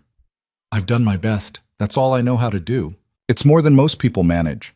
Adriana looked down at Sophie's sleeping face. She's so open, so trusting. How do you teach a kid to be like that in a world that will hurt her? You don't teach it. She just is that way. And yeah, the world will hurt her. It already has. But I'd rather she stay open and get hurt than close herself off and never really live. Evan paused. She's braver than I am. She gets it from you. I'm not brave. I'm just desperate. Adriana looked at him. You sold yourself to a stranger to save your daughter's life. You spent 3 days lying to my family, knowing they'd judge you, knowing you didn't fit in, just to keep up your end of a deal. That's brave. That's survival. Sometimes they're the same thing. Sophie shifted in her sleep, murmuring something unintelligible. Adriana adjusted slightly, making her more comfortable, and the gesture was so unconsciously gentle that Evan had to look away. I should go, Adriana said quietly.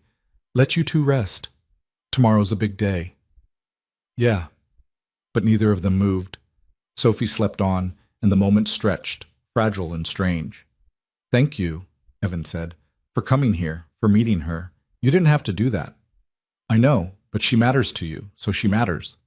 Does she? Matter to you? Adriana didn't answer right away. She looked down at Sophie, at this small person who'd disarmed her completely in less than an hour. Yes, she finally said. I think she does. Evan felt something shift in his chest, something that had been carefully locked away, carefully controlled, carefully labeled as transaction only. Adriana. His phone rang, shattering the moment. He checked the screen. Dr. Chen. I need to take this. He stepped into the kitchen, answered. Hello, Mr. Brooks? Richard Chen. I wanted to confirm tomorrow's schedule. We're still on for 7 a.m. Pre-op starts at 6. You should plan to be here by 5:30 at the latest. I'll be there. Good. And Mr. Brooks? Sophie is strong. I've reviewed her latest tests. Everything looks as good as it possibly can. She has every reason to come through this just fine. Thank you. That means a lot. See you tomorrow. Evan hung up and stood there for a moment, hands braced on the counter, trying to breathe through the sudden wave of terror that hit him. Tomorrow, surgery. 6 to 8 hours of not knowing if his daughter would survive. When he came back to the living room, Adriana had carefully shifted Sophie off her shoulder and onto the couch, tucking a blanket around her. She stood, smoothing her coat, back in business mode. That was the surgeon? Yeah, confirming tomorrow. And everything's set? Everything's set. Adriana nodded. She looked at Sophie one more time, then at Evan. She's going to be fine. Dr. Chen is the best. She'll come through this. You don't know that. No, but I believe it. And you should too. Evan walked her to the door. They stood in the narrow hallway, the distance between them suddenly feeling vast. So this is it, he said. Deal's done. You got your weekend. Sophie gets her surgery. We're even. We're even, Adriana agreed. I'll tell Sophie it didn't work out, eventually, when she asks. I'll say we wanted different things, or the timing was wrong, or something that sounds plausible. And my parents, I'll tell them the same. They'll be disappointed, but they'll understand, or pretend to. Adriana looked at him directly. Thank you, Evan, for this weekend, for making it believable.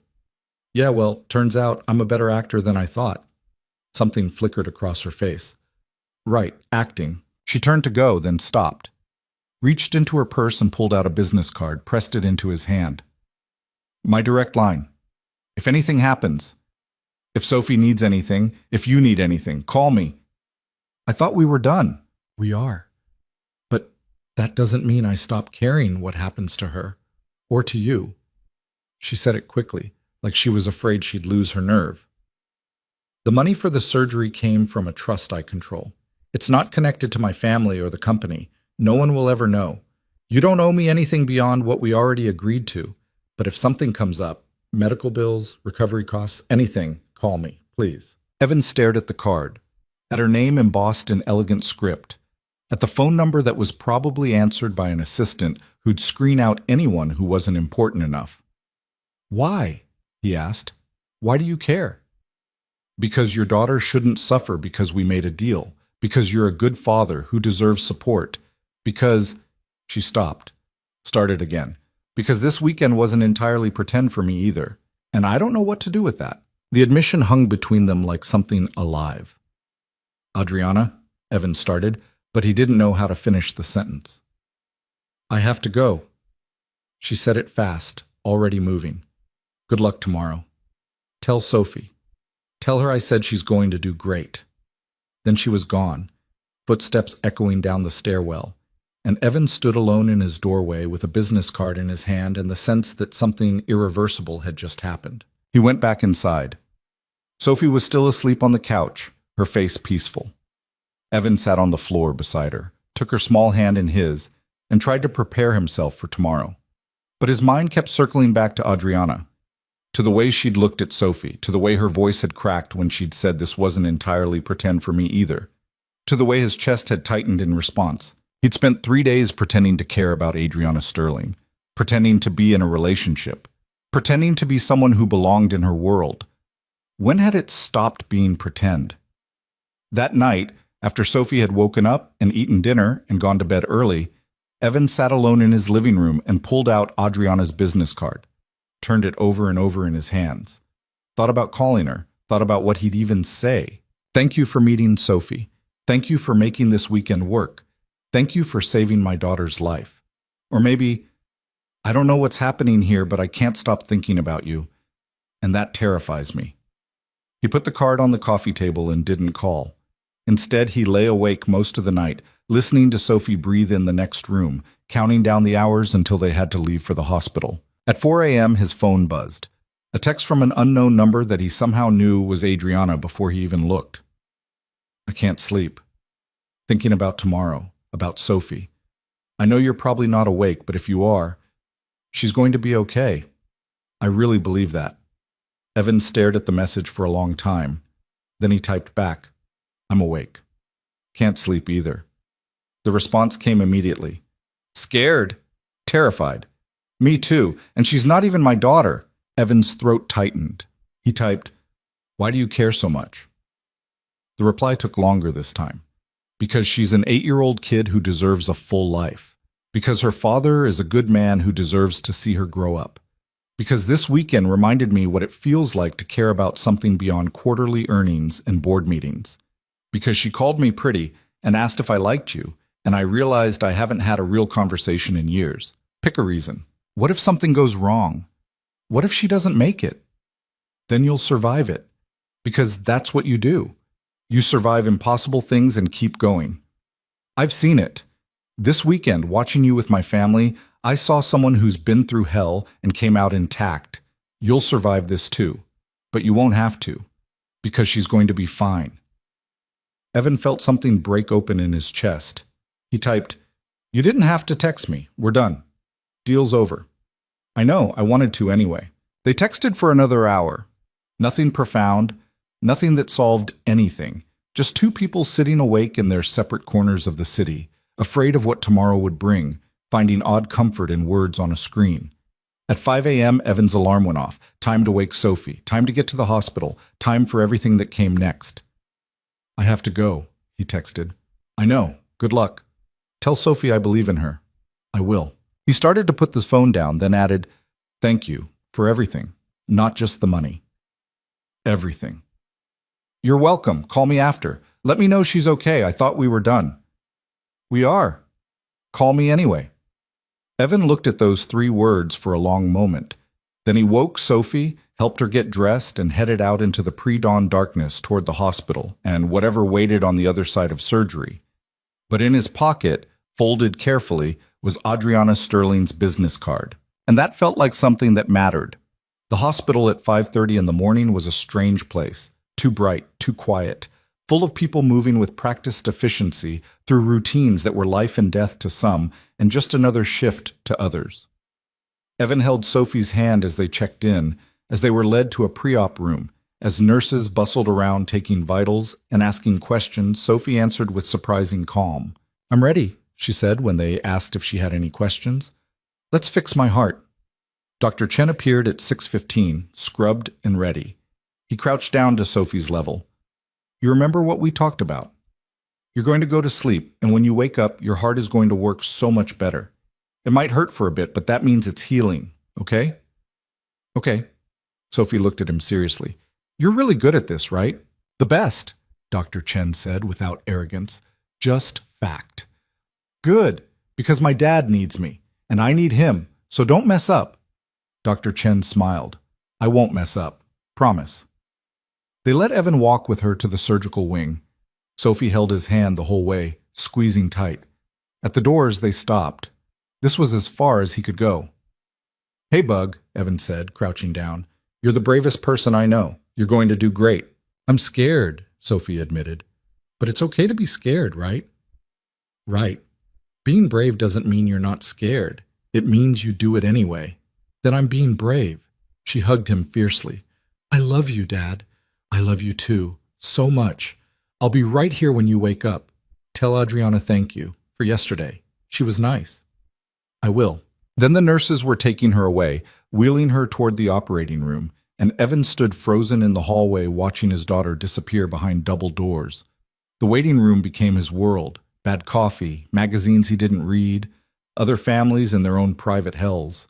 He tried to distract himself with his phone, but couldn't focus on anything. The minutes crawled. At 8:30, his phone buzzed. Adriana. How is she? Surgery started at 7. They said 6 to 8 hours. So I'm just waiting. I'm sorry. I know waiting is the worst part. Yeah. Are you alone? Is anyone with you? Evan looked around the waiting room. Strangers, all of them. Yeah. I'm alone. Do you want company? I can be there in 20 minutes. You don't have to do that. I know. Do you want me to? Evan stared at the message. Thought about sitting here alone for another 5 or 6 hours, drowning in worst-case scenarios. Thought about Adriana in her office downtown, trying to focus on work while texting him updates. Yeah, I'd like that. On my way. She arrived in 30 minutes, probably broke a dozen traffic laws getting there, still in business clothes from whatever meeting she'd left early. She found him in the waiting room, brought him actual decent coffee from somewhere that wasn't the hospital cafeteria, and sat beside him without saying anything. They didn't talk much. Didn't need to. She just sat there, present, solid, real. At noon, Dr. Chen's assistant came out with an update. Surgery is going well. Dr. Chen wanted you to know we're about halfway through. Sophie is stable. Halfway. 3 more hours, maybe 4. Adriana's hand found Evan's, squeezed once. See? She's okay. So far. She's going to stay okay. At 2:30, Dr. Chen himself appeared. Still in surgical scrubs, mask pulled down, looking tired but satisfied. She did great, he said, and Evan felt his knees almost give out. The repair went exactly as planned. Her heart is responding well. She'll be in recovery for a few hours, then we'll move her to ICU. You can see her tonight, but she'll be pretty out of it. But she's okay? Evan heard himself ask. She's going to be okay? She's going to be fine. Full recovery will take time, but the surgery was a success. Your daughter's very strong, Mr. Brooks. Evan sat down hard in the nearest chair and put his head in his hands. Adriana's hand was on his shoulder, steady. Thank you, he managed. Thank you so much. Dr. Chen smiled. It's what I do. I'll check on her in a bit. Let you know when you can go in. He left. Evan sat there, breathing hard, trying to process that it was over, that Sophie had survived, that she was going to be okay. Hey, Adriana said softly. She made it. Breathe. I know, His voice cracked. I didn't let myself believe she'd actually make it until right now. I've been preparing for the worst for so long, I forgot how to hope for the best. Well, now you can hope. Now you can believe. Adriana sat beside him. She's going to grow up, Evan. She's going to have a normal life. Because you fought for her. Because you did whatever it took. Because you paid for it. We both did what we had to do. She looked at him. And it worked. They sat in silence for a long time. Other families came and went, living their own nightmares and miracles. The afternoon light shifted through the windows. I should go, Adriana said eventually. Let you have this moment with her. This is family time. You don't have to leave. Yes, I do. This weekend is over. The deal is done. You don't need me anymore. What if I want you here? The words came out before Evan could stop them. Adriana froze. What? What if I want you here? He said again, slower. Not because of any deal. Not because you paid for Sophie's surgery. Just because I want you here. Evan, don't. Don't what? Don't make this complicated. Don't turn it into something it's not. She stood up, grabbing her coat. This weekend was an arrangement, a transaction. It served its purpose. Your daughter is going to live. That's what matters. Everything else, anything you think you're feeling, it's just adrenaline and relief and gratitude. It's not real. How do you know? Because it can't be real. Because I paid you to pretend to care about me. You can't build anything real on that foundation. Maybe not, but that doesn't mean what I'm feeling right now isn't real. Evan stood up, faced her. I spent 3 days pretending to be your boyfriend, and somewhere in there it stopped being pretend. At least for me. Maybe that makes me an idiot. Maybe I'm confusing gratitude for something else. But I don't think I am. Adriana looked at him like he'd just spoken a foreign language. You don't mean that. Yeah, I do. I bought you, Evan. I bought your cooperation, your time, your willingness to lie to my family. That's not romantic. That's not the foundation for anything real. No, it's not. But you also sat with my daughter yesterday and asked her about her rocks. You texted me at 4 in the morning because you knew I couldn't sleep. You showed up here today when you didn't have to. That wasn't part of the deal. That was just you. Stop. Why? Because it scares you? Because you might actually have to feel something? Because it's pointless. Her voice rose, echoing in the waiting room. Because even if you're right, even if there's something here, it can't work. You're a single father barely making ends meet. I run a billion-dollar company. We live in different worlds, and I'm... She stopped. I'm not good at this. At letting people in. At trusting that they'll stay. Marcus didn't stay. He left me. He died and left me alone, and I can't do that again. I'm not Marcus. I know, but you could still leave. You could change your mind. You could wake up one day and realize that dating a woman who paid you to pretend to love her is insane and walk away. And I can't... Her voice broke. I can't be the person who gets left again. I won't survive it. Evan took a step closer. What if I promise I won't leave? You can't promise that. Nobody can. You're right. I can't promise forever, but I can promise today and tomorrow and the day after that. I can promise to show up, to be honest, to try. That's all anyone can promise. He paused. I'm scared too, terrified actually. But Sophie just survived 8 hours of heart surgery. If she can be that brave, so can I. Adriana stared at him, eyes bright with something that might have been tears. This is crazy. Yeah, but most good things are. She didn't say anything, just stood there, frozen, walls up, every defense she'd ever built between herself and vulnerability locked firmly in place. Then, so quietly, he almost didn't hear it. What if I screw this up? What if I'm so bad at this that I hurt you? Hurt Sophie? Then we'll deal with it, together. That's how relationships work. I don't know how relationships work. I haven't had one in 7 years. Lucky for you, Evan said. I've been single for 6. We can figure it out together. Adriana laughed, wet and broken. You're insane. Probably. She looked at him for a long moment. Then, like she was stepping off a cliff, she closed the distance between them and kissed him.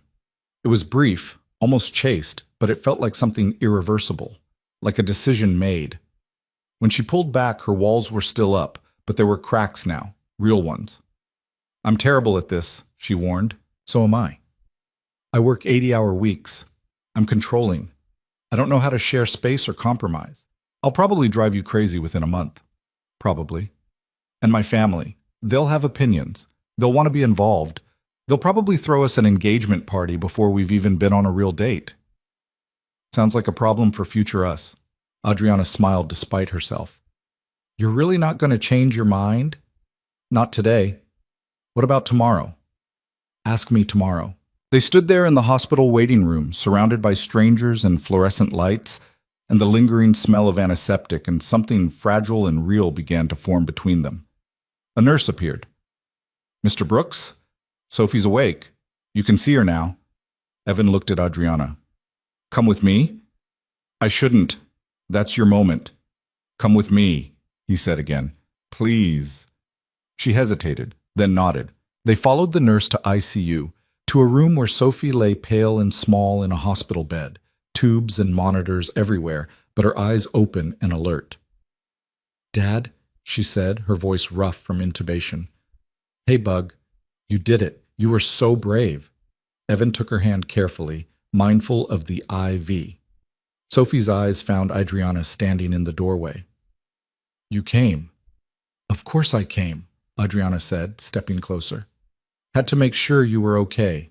Dr. Chen said my heart is fixed, said I can run now, when I'm healed." "That's amazing. Are you and my dad?" Sophie's eyes, still sharp despite the medication, moved between them. "Are you real now? Not just pretend?" Evan and Adriana looked at each other. He could see the fear still there, the uncertainty, but also something else, something like hope. "Yeah," Adriana said finally. "I think we're real now." Sophie smiled, satisfied. "Good. You make him less sad." Then her eyes drifted closed, exhaustion claiming her. They stood on either side of her bed, this small person who'd survived impossible odds, who'd somehow brought two broken people together. And for the first time in a long time, Evan let himself believe that maybe, just maybe, everything was going to work out. Real turned out to be harder than pretend. The first week after Sophie's surgery was a blur of hospital visits, medication schedules, and incremental improvements that felt monumental. Sophie's color came back. Her energy returned in small bursts. The monitors showed a heart that was finally doing its job without strain. Dr. Chen called it a textbook recovery, which Evan took to mean his daughter was going to live. Adriana showed up every day. Not all day. She still had a company to run, meetings that couldn't be rescheduled, decisions that required her presence. But she came. Morning coffee runs before Evan had even left for the hospital, lunch deliveries that were better than cafeteria food, late evening visits when Sophie was asleep and Evan was running on fumes, bringing takeout, and sitting with him in uncomfortable plastic chairs like it was the most natural thing in the world. "You don't have to keep coming," Evan said on the fourth day, watching her unpack Thai food from containers that probably cost more than his weekly grocery budget. "I know. You have work, actual important work, board meetings and whatever it is CEOs do. I'm aware of my schedule, thanks." She handed him a container of pad Thai. "Eat. You look like you haven't slept in days." "I haven't, but that's not the point." "Then what is the point?" Evan set down the food. "The point is you're acting like this is normal, like showing up here every day is something you just do. But it's not normal. We've known each other for 2 weeks. Most of that was fake. And now you're, what, playing house? Making sure you get your money's worth?" The words came out harsher than he intended. Adriana's expression went carefully neutral. "Is that what you think I'm doing?" "I don't know what you're doing. That's the problem." She was quiet for a long moment. Then she stood up, grabbed her coat. "You're right. This is too much, too fast. I'm overstepping. I'll give you space." "Adriana, wait. No, you're right. I don't know how to do this. I don't know what normal looks like. I thought—" She stopped, recalibrated. "I thought being here was helping. But if it's not, I should go." She was halfway to the door when Evan caught her arm. "I'm an idiot," he said. "I'm sorry. I'm exhausted and scared, and I don't know how to handle the fact that you're being amazing, and I can't figure out why." "Because I care about you," Adriana said simply. "Both of you." "Is that really so hard to believe?" "Yeah, actually, it is. Because 2 weeks ago you were buying my cooperation for a weekend. Now you're bringing me dinner every night and sitting in a hospital room like you belong here. It doesn't make sense." "It doesn't have to make sense. It just has to be true." She pulled her arm free but didn't leave. "Look, I know this is weird. I know we started this whole thing in the most messed up way possible. But I meant what I said in the waiting room. I'm terrible at this. I don't know the right amount of showing up. I don't know if I'm being too much or not enough, but I'm trying. And if you need me to back off, I will. Just tell me what you need." Evan looked at her. This woman who ran a billion-dollar empire with ruthless efficiency but couldn't figure out how to date someone without second-guessing every move. "I need you to stay," he said quietly. "I need you to keep showing up. I just also need to know this isn't some guilt thing, that you're not here because you feel obligated. I'm here because when I'm not here, I'm thinking about being here. I'm here because your daughter asked me if I play games, and it was the most genuine conversation I've had in years. I'm here because you scare the hell out of me, and I have no idea what I'm doing, but I don't want to stop doing it." She took a breath. "Is that clear enough?" "Yeah, that works." She sat back down, handed him the pad Thai again. "Then eat, and stop overthinking this. You're one to talk. I'm a hypocrite. It's part of my charm. They ate in silence, the tension draining out of the room. Sophie slept in the bed between them, monitors beeping steadily, proof that some impossible things actually worked out. Your mom called me, Adriana said eventually. Evan nearly choked on his noodles. What? Eleanor. She wanted to know how Sophie was doing, how you were doing. She seemed concerned that I hadn't mentioned anything about the surgery beforehand. What did you tell her? That it was complicated, that we were still figuring things out, but Sophie was recovering well. Adriana set down her fork. She invited us to Sunday dinner next week, both of you. Said she wants to meet Sophie properly. We can't do that. Why not? Because your family thinks we're in a real relationship. They think this has been going on for months. If we show up with Sophie, they're going to expect, I don't know, engagement announcements and future planning and all the things people in actual long-term relationships do. So we tell them the truth. Evan stared at her. You want to tell your parents we lied to them? That the whole weekend was fake? No. I want to tell them the weekend started as something practical and turned into something real, which is true. Adriana met his eyes. I'm not going to keep lying to them. Not about this. They deserve to know what's actually happening. And what is actually happening? I'm dating a single father who drives me crazy and makes me want to be better than I am. His daughter's recovering from major surgery. We're figuring out how to build something real from a foundation that was definitely not real. It's messy and complicated and probably doomed, but it's honest. She paused. Is that accurate? Probably doomed? I'm being realistic. We're a terrible match on paper. Good thing life's not on paper. Adriana almost smiled. So, Sunday dinner, yes or no? Evan thought about it. About walking into that estate again, this time with Sophie. About facing Richard and Eleanor and Daniel with the truth instead of a performance. About admitting that what had started as a transaction had become something neither of them had planned for. Sophie gets released on Saturday, he said. If she's feeling up to it, we'll come. But I'm telling them the truth. All of it. The deal, the payment, everything. Agreed. They're going to be pissed. Probably. But they'll get over it. Adriana stood up, started gathering the empty containers. My father respects honesty more than he respects perfection. And my mother just wants me to be happy. If they see that this, whatever this is, makes me happy, they'll accept it. Does it? Make you happy? She looked at him for a long moment. I don't know yet. Ask me again in a month.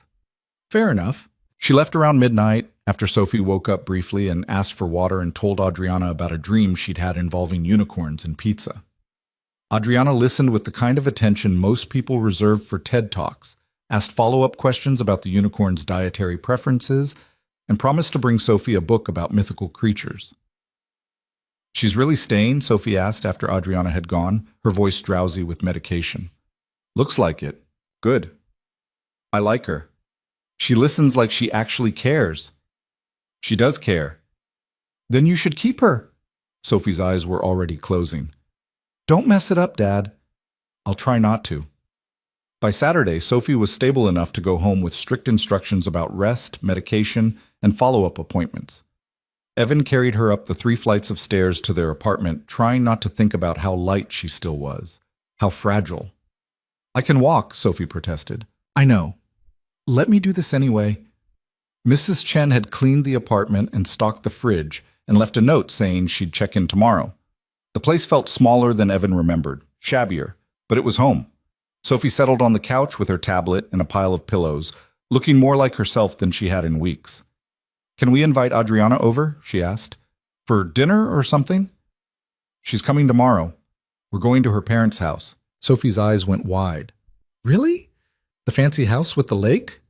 Yeah, they want to meet you. Are you nervous? Terrified. Why? You already met them. This is different. This time we're telling them the truth about how we met, about why I was there that weekend. Sophie considered this. What's the truth? Evan sat down beside her, trying to figure out how to explain this to an 8-year-old. The truth is that Adriana needed someone to pretend to be her boyfriend for a weekend, and I agreed because she offered to pay for your surgery. Sophie was quiet, processing. So you were fake dating her? At first, yeah. But now you're real dating her? Now we're trying to figure out if we can be real dating her. That's weird.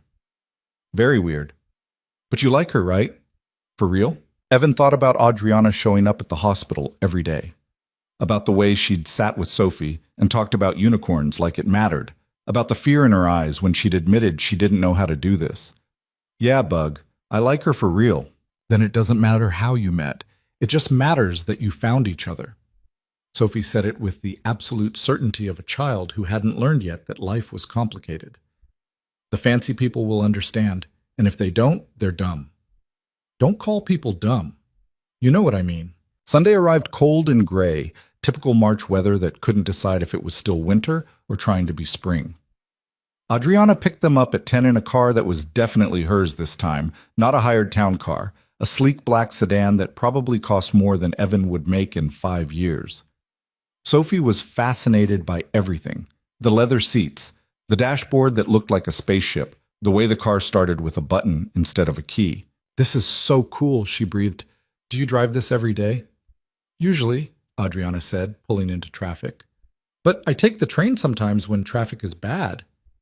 Do you have other cars? One other. A vintage Porsche my father gave me when I graduated college. I don't drive it much. Sophie looked at Evan with wide eyes that clearly said she has a Porsche, and Evan just shrugged because what was he supposed to say to that? The drive to Lake Geneva felt different this time. Less like heading toward a performance and more like walking into something real. Adriana was quieter than usual, hands tight on the steering wheel, clearly nervous.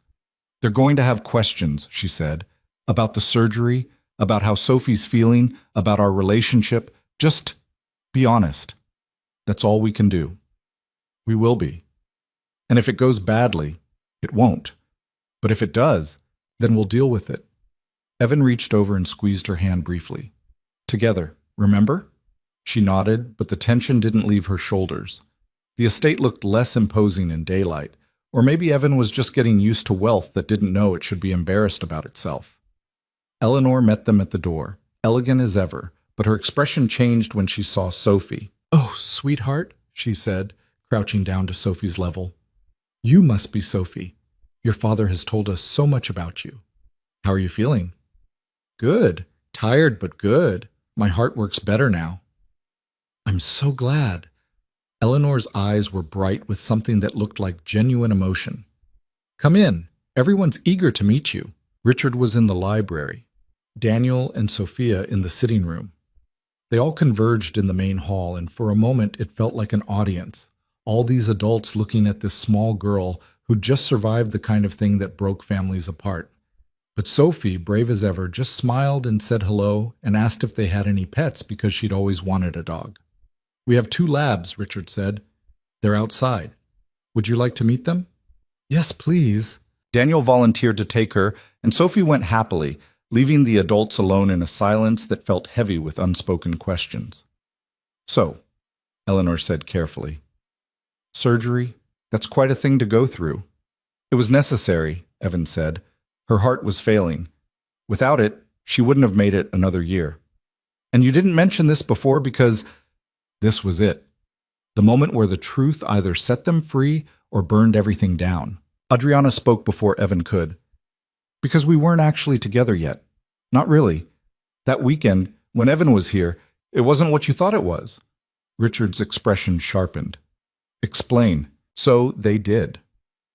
Adriana took the lead, her voice steady and businesslike, laying out the facts like she was presenting to a board. The arrangement. The payment. The reason behind it all. Evan filled in his side. Sophie's illness, the desperation, the impossible choice that hadn't really been a choice at all. When they finished, the silence was deafening. Eleanor sat down slowly. Richard's face was unreadable. Daniel, who'd come back from showing Sophie the dog, stood in the doorway looking shocked. You lied to us, Eleanor said finally. For 3 days you looked us in the eye and lied. Yes, Adriana said. I did, and I'm sorry. But I was desperate too.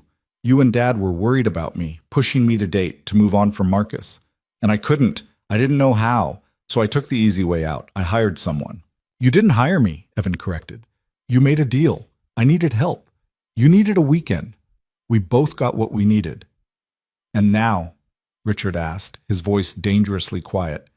What is this now? Another arrangement? Another transaction? No, Adriana said firmly. Now it's real. It started as something practical and became something neither of us expected. But it's real. How can we trust that? How can we believe anything you tell us now? Eleanor's voice cracked slightly. You brought this man into our home. You introduced him as someone you cared about. You let us believe you were finally healing, finally moving forward. And it was all a performance. At first, yes, but it stopped being a performance somewhere in the middle. Adriana looked at her mother directly. I know you're hurt. You have every right to be, but I'm not going to apologize for what came out of it. Evan's daughter got the surgery she needed. I got to know someone who sees me as more than my job title. And yes, I lied to get there. But what we have now is honest. Is it? Richard turned to Evan. How do we know you're not still in this for practical reasons? My daughter paid for your daughter's surgery. That's a significant debt. There's no debt, Evan said. Adriana made that clear from the beginning. The surgery was paid regardless of what happened after. I'm here because I want to be. Because your daughter is brilliant and frustrating and scared of everything but won't admit it. Because she shows up. Because she makes me want to try again at something I thought I was done with. Pretty words, Richard said. But words are easy. You want proof? Fine. Here's proof. I'm standing in your house telling you I lied to you. I could have kept the lie going. Could have shown up here with Sophie and smiled and played the part. But I didn't. Because Adriana deserves a relationship built on truth, even when the truth is uncomfortable, and because you deserve to know who your daughter is actually dating. Richard studied him for a long moment. Then he looked at Adriana. You care about him, genuinely. I do. And this isn't about the company or maintaining appearances or any of the usual calculations. No, this is me being terrified and doing it anyway. This is me trying to be the person you've wanted me to be for 7 years. Someone who lets people in, who takes risks, who actually lives instead of just working. Eleanor stood up and walked to the window, looking out at the lake. Her shoulders were tight. I'm angry, she said quietly.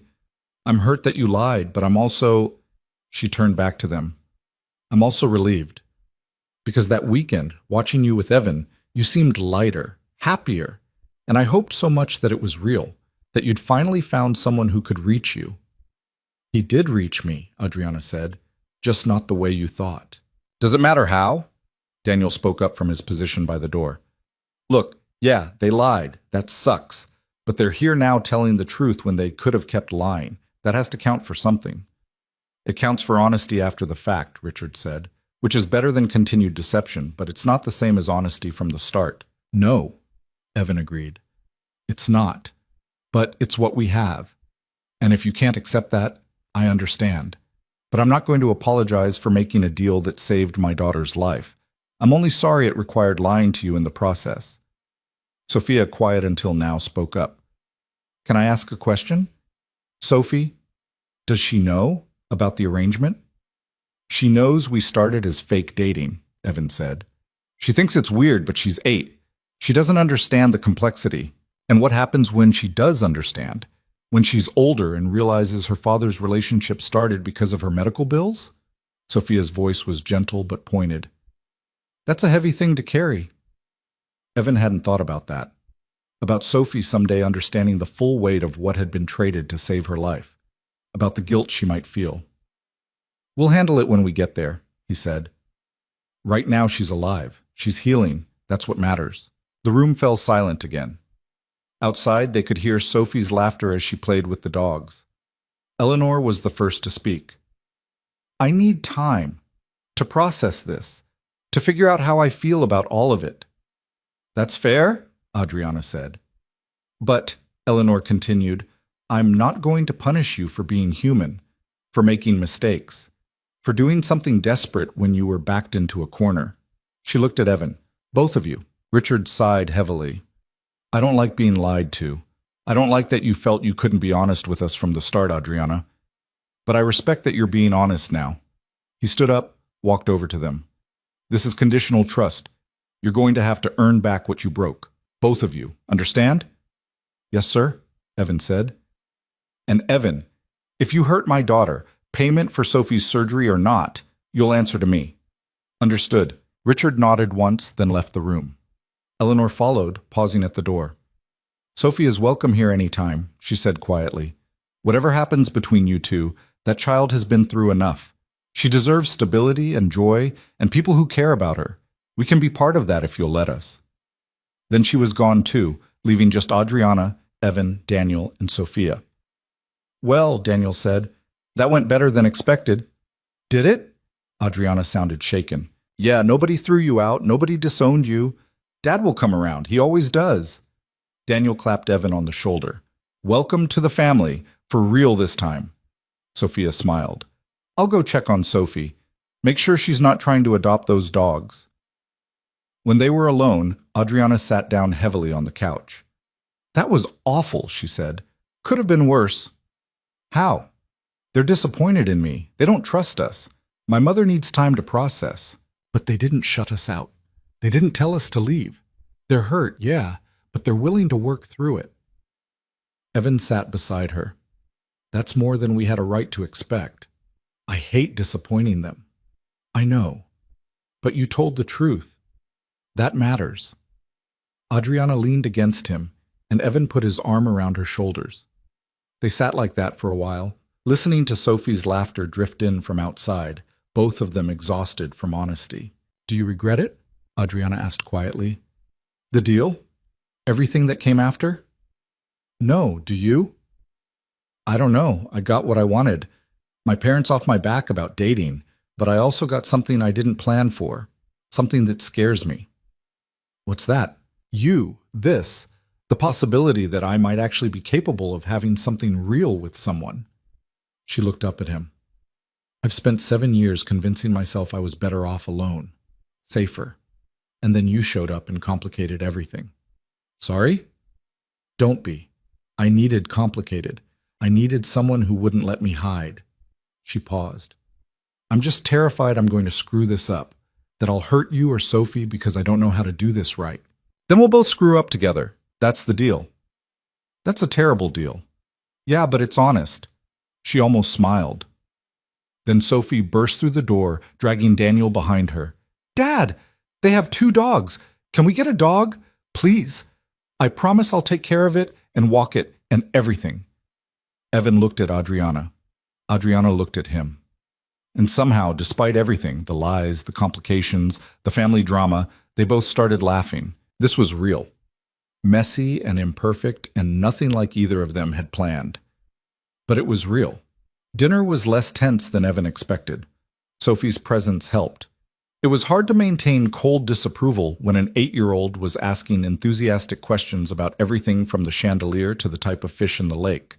Eleanor thawed considerably, asking Sophie about school and her favorite books and what she wanted to be when she grew up.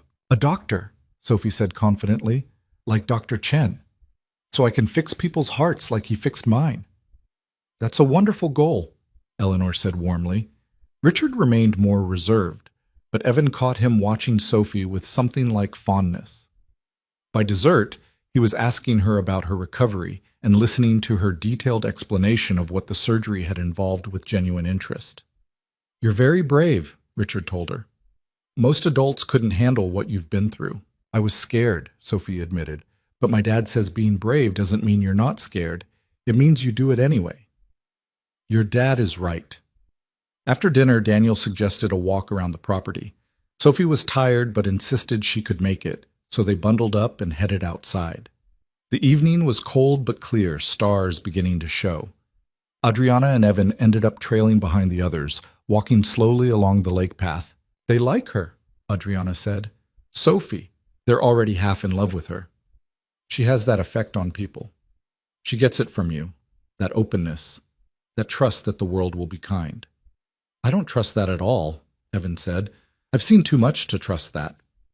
But you keep trying anyway. You keep showing up, keep hoping, keep believing things will work out.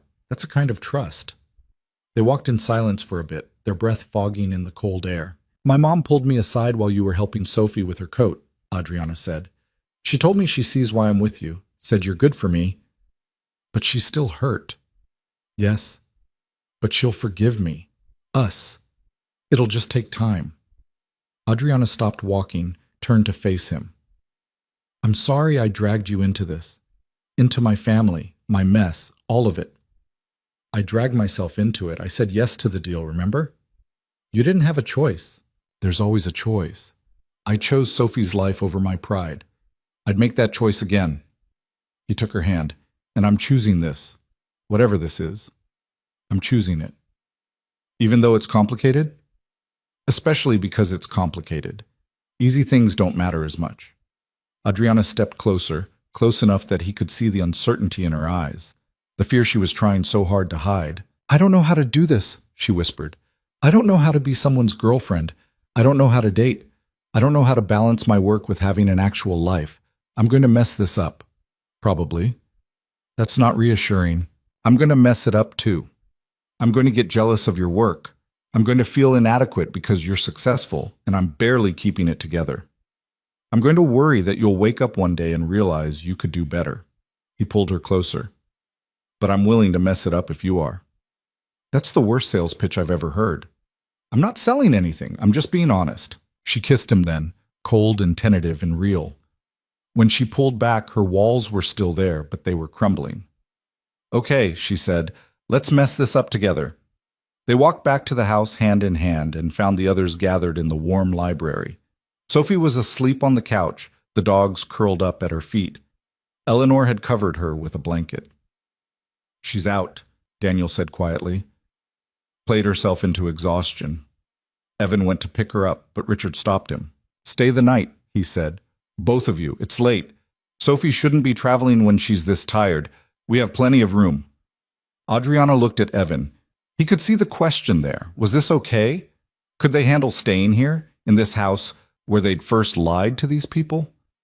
If it's not too much trouble, Evan said. No trouble at all. Eleanor stood. I'll have Marie prepare rooms. One room is fine, Adriana said, and Eleanor raised an eyebrow but didn't comment.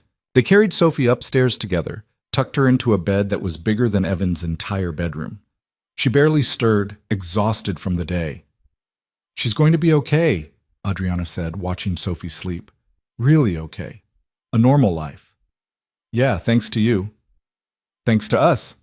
We both got her here. They stood in the doorway for a moment, watching this small person who'd survived impossible odds, who'd somehow brought them together. Then they went to their own room, the guest suite Adriana had stayed in that first weekend, and lay in the dark, not touching, just breathing. I'm terrified, Adriana said into the darkness. Me too. What if this doesn't work? What if it does? She rolled over to face him. You're annoyingly optimistic. One of us has to be. I'm not good at optimism. I'm good at contingency planning and risk assessment and preparing for worst-case scenarios. Then prepare for this. I'm not going anywhere. Not tomorrow, not next week, not when things get hard. I'm here. You can't promise that. I just did. She was quiet for a long time. Then, so softly, he almost missed it. Okay. I'm here too. They fell asleep like that.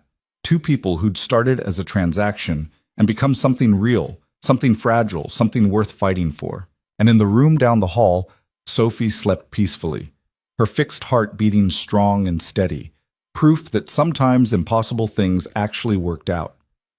The next morning, they drove back to the city through a world that looked brighter somehow.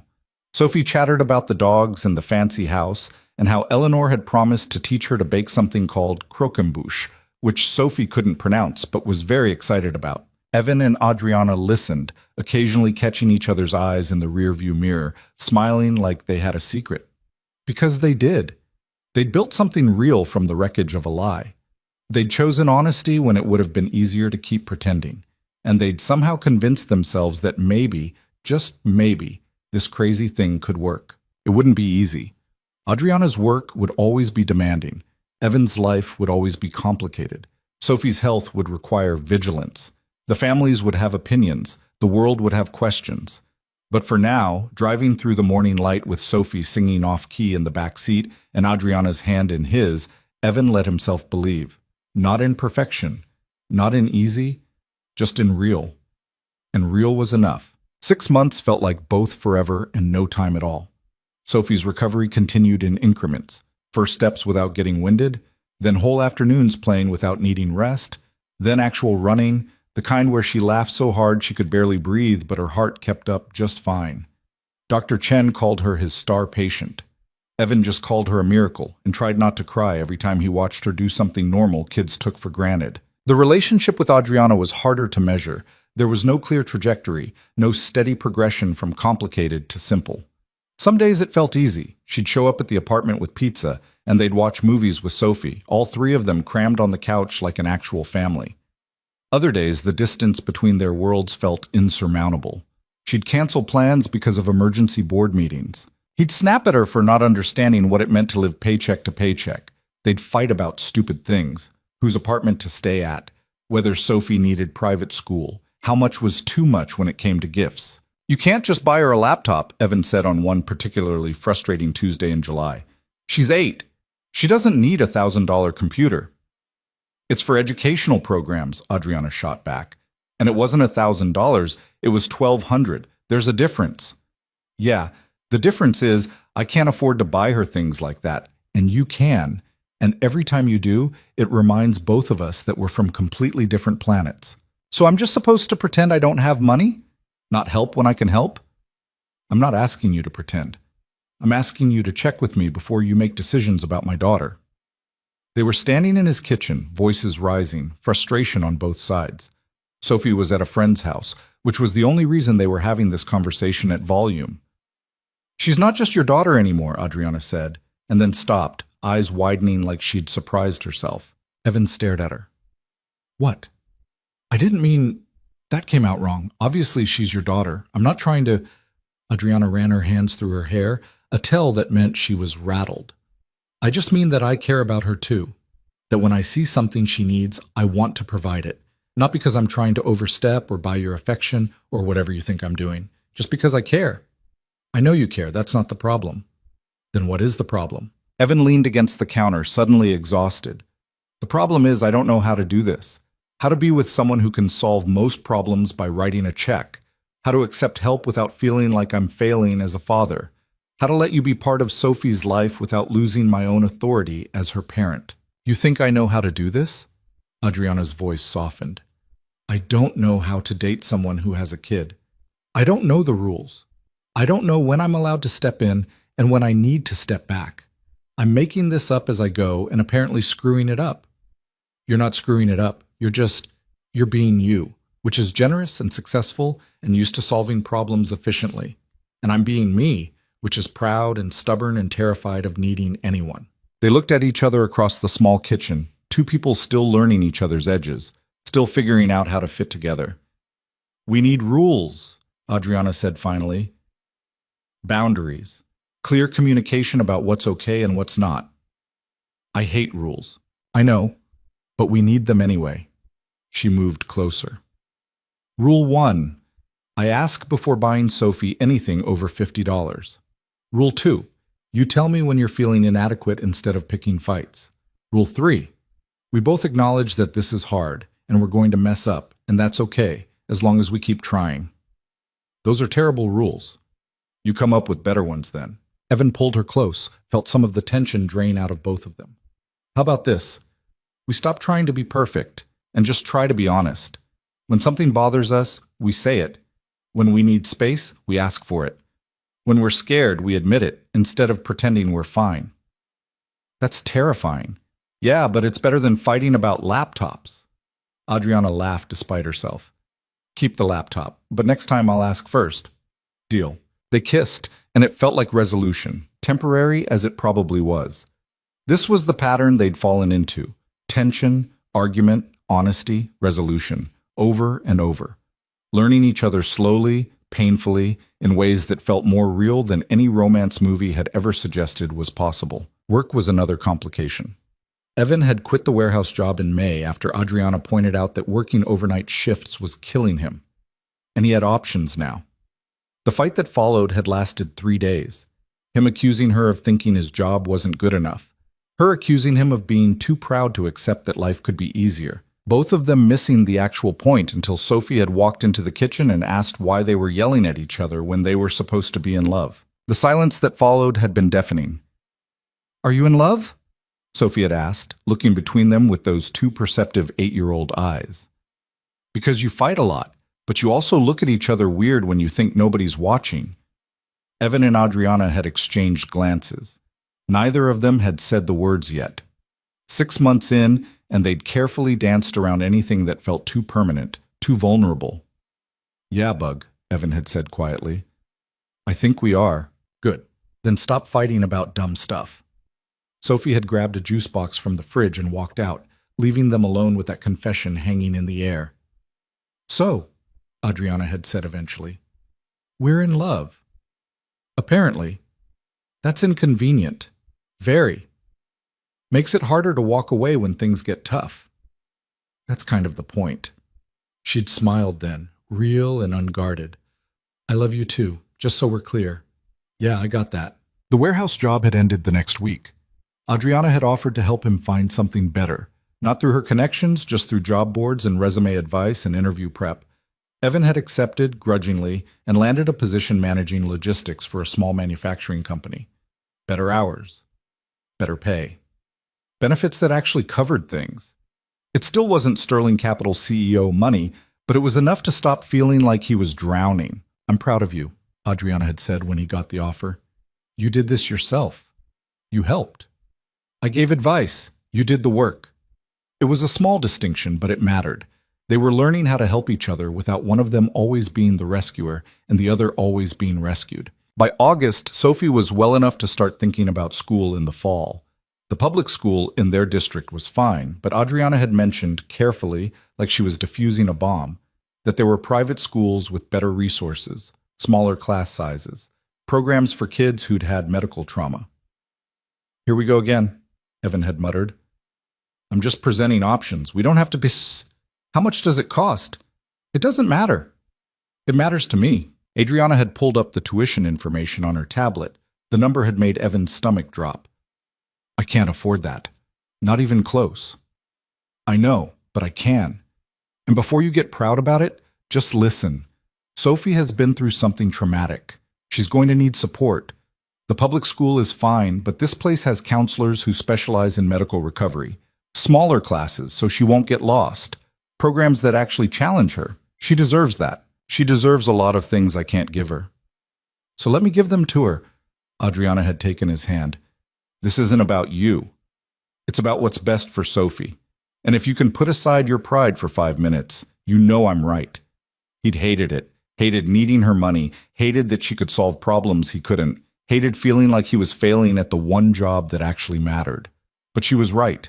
If we do this, he'd said slowly, it's a loan. I pay you back. Monthly installments, whatever I can manage. This isn't a gift. Evan, those are my terms.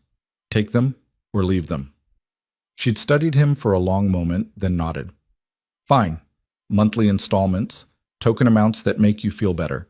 But the actual tuition comes from the medical trust I set up for Sophie, the one that's already covering her follow-up care. It's separate from you and me. It's for her. It was a compromise. An imperfect one that still left Evan feeling inadequate, but he could live with it. Sophie had started at the new school in September. She'd been nervous. New kids, new teachers, new everything. But within 2 weeks she was thriving, making friends, joining clubs, coming home with stories about science experiments and art projects, and a girl named Maya who also liked unicorns and building things. She's happy, Adriana had said, watching Sophie chatter over dinner about her day. Really happy. Yeah, thanks to you. Thanks to us. We're a team, remember? A team. 6 months ago, that would have sounded absurd. Now it just sounded right. The real test came in October when Eleanor called and invited them all to Thanksgiving at the estate. That's a family holiday, Evan had said when Adriana told him. Are you sure we're ready for that? Ready or not, they're expecting us. All of us. She'd looked at him seriously. This is them accepting that we're together, that Sophie's part of this family now. If we say no, it sends a message. What if I'm not ready for Sophie to be part of your family? What if it's too much, too fast? Then we'll deal with it. But Evan, they love her. They've loved her since the moment they met her. And she deserves to have more than just you and me. She deserves grandparents who spoil her, and an uncle who teaches her terrible jokes, and a big family that shows up for holidays. Don't take that away from her because you're scared. He'd wanted to argue. Wanted to say this was moving too fast, that they were blurring lines that should stay clear, that he was terrified of what would happen to Sophie if he and Adriana didn't work out. But Sophie had walked in right then and asked what they were talking about. "Thanksgiving," Adriana had said, "at the lake house, with my family. You interested?" Sophie's face had lit up. "Really? With the dogs?" "With the dogs." "Yes. Can we stay overnight? Can we go on the boat? Eleanor said there's a boat." And that had been that. One enthusiastic 8-year-old, and the decision was made. Thanksgiving weekend arrived cold and crisp, the lake starting to freeze at the edges. They drove up together, Sophie bouncing in the back seat with excitement, Evan trying to manage his anxiety, Adriana caught between both of them. "It's going to be fine," she said for the 10th time. "You don't know that. I know my family. They're going to be wonderful to Sophie. They're going to ask you about work and your life and treat you like you belong. And yeah, it's going to be overwhelming and awkward, and you're going to feel out of place, but that's just how it is. You get through it. What if I screw up, say the wrong thing, embarrass you? Then you'll be human. Stop catastrophizing." The estate was decorated for fall, pumpkins on the porch, wreaths on the doors, the kind of tasteful seasonal touches that probably cost more than Evan's monthly rent. Eleanor met them at the door with hugs and enthusiasm and immediately whisked Sophie away to help with pie preparation, leaving Evan and Adriana alone with Richard. "Son," Richard said, extending his hand. It still felt strange being called that by someone who'd once looked at him with suspicion. "Good to see you. How's the new job?" "Good. Busy? Challenging in the right ways?" "Excellent. Come, I want to show you something." He led them to his study, pulled out a folder. "I've been thinking about what you said, about meaningful work, about wanting to contribute. Sterling Capital has been exploring partnerships with smaller manufacturing firms, helping them modernize their operations. I thought you might have insights, given your background." Evan stared at the folder. "You want my advice on business operations? I want your experience. You've worked on the ground level. You know what actually works versus what sounds good in a boardroom. That's valuable." Richard's expression was sincere. "I'm not offering you charity. I'm offering you a consulting opportunity. Paid, obviously. Interested?" Evan looked at Adriana, who looked just as surprised as he felt. "I don't know anything about consulting. You know about factory floors and supply chains and what makes workers productive versus miserable? That's exactly what I need." Richard pushed the folder across his desk. "Think about it. No pressure. But the offer's genuine." Later, when they were alone in the guest room, Evan turned to Adriana. "Did you ask him to do that?" "No, I had no idea." She sat on the edge of the bed. "But that's my father. When he respects someone, he wants to work with them. It's his highest compliment. He respects me." "Yes, he does. Took him a while to get there, but he does." Evan sat beside her, the folder in his hands, trying to process that Richard Sterling, billionaire, industry titan, man who'd looked at him 6 months ago like he was something Adriana had scraped off her shoe, now wanted his professional opinion. "This is surreal. This is your life now. Get used to it." Thanksgiving dinner was chaos in the best way.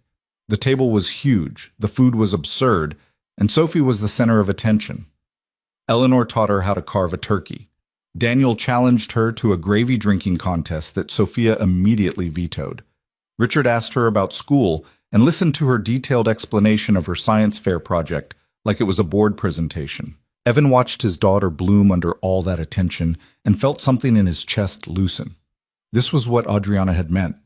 Sophie deserved this. The big family, the abundance, the feeling of being celebrated. After dinner, while Sophie was playing board games with Daniel and Sophia, Eleanor pulled Evan aside. "She's wonderful," Eleanor said. "You've raised an incredible child." "Thank you. I've tried my best." "It shows." Eleanor paused, choosing her words carefully. "I want to apologize for how I reacted when you told us the truth about how you and Adriana met. I was hurt, and I let that hurt turn into judgment. That wasn't fair. You had every right to be upset." "Maybe, but I should have seen past my own feelings to what was actually happening, which was that my daughter had finally found someone who saw her as a person, not as a title or a bank account. Someone who challenged her to be better, someone who made her happy." Eleanor smiled. That person was you, and I'm grateful you stuck around despite us being difficult about it. You weren't difficult, you were protective. I get it. Still, I'm sorry. And I want you to know, you're family now. You and Sophie both. Whatever happens between you and Adriana, that doesn't change. We're here. Evan felt his throat tighten. That means a lot, more than you know. Good. Now go rescue your daughter from Daniel. He's teaching her poker, and I suspect he's letting her win. That night, after Sophie had crashed in her room and the house had quieted, Evan and Adriana walked down to the lake. The dock was freezing, but they sat anyway, wrapped in blankets, watching stars reflect on dark water. Your family is something else, Evan said. They're ridiculous, but they mean well. They love Sophie. Of course they do. What's not to love? Adriana leaned against him. I've been thinking about something. Yeah? Moving in together. You and Sophie. Moving in with me. Evan went very still. That's a big step. I know, but we're at each other's places every night anyway, and Sophie's school is actually closer to my condo than your apartment. And I have space, an actual bedroom for her, room for her stuff, a doorman who knows CPR in case of emergencies. Adriana rushed through it like she was afraid he'd say no. I'm not trying to rush things. I just think it makes sense. Logistically. And emotionally. I want to wake up with you every morning. I want Sophie's drawings on my fridge. I want this to be real, not just something we're trying out. Evan thought about his apartment. 3 floors up, no elevator, walls so thin you could hear the neighbors arguing. Thought about Sophie climbing those stairs, still careful with her heart even though it was fixed. Thought about the life Adriana was offering, easier, safer, more stable. Thought about what it meant to accept. If we do this, he said slowly, we need to be clear about what it means. This isn't me moving in because you have a nicer place. This is us committing to building something together.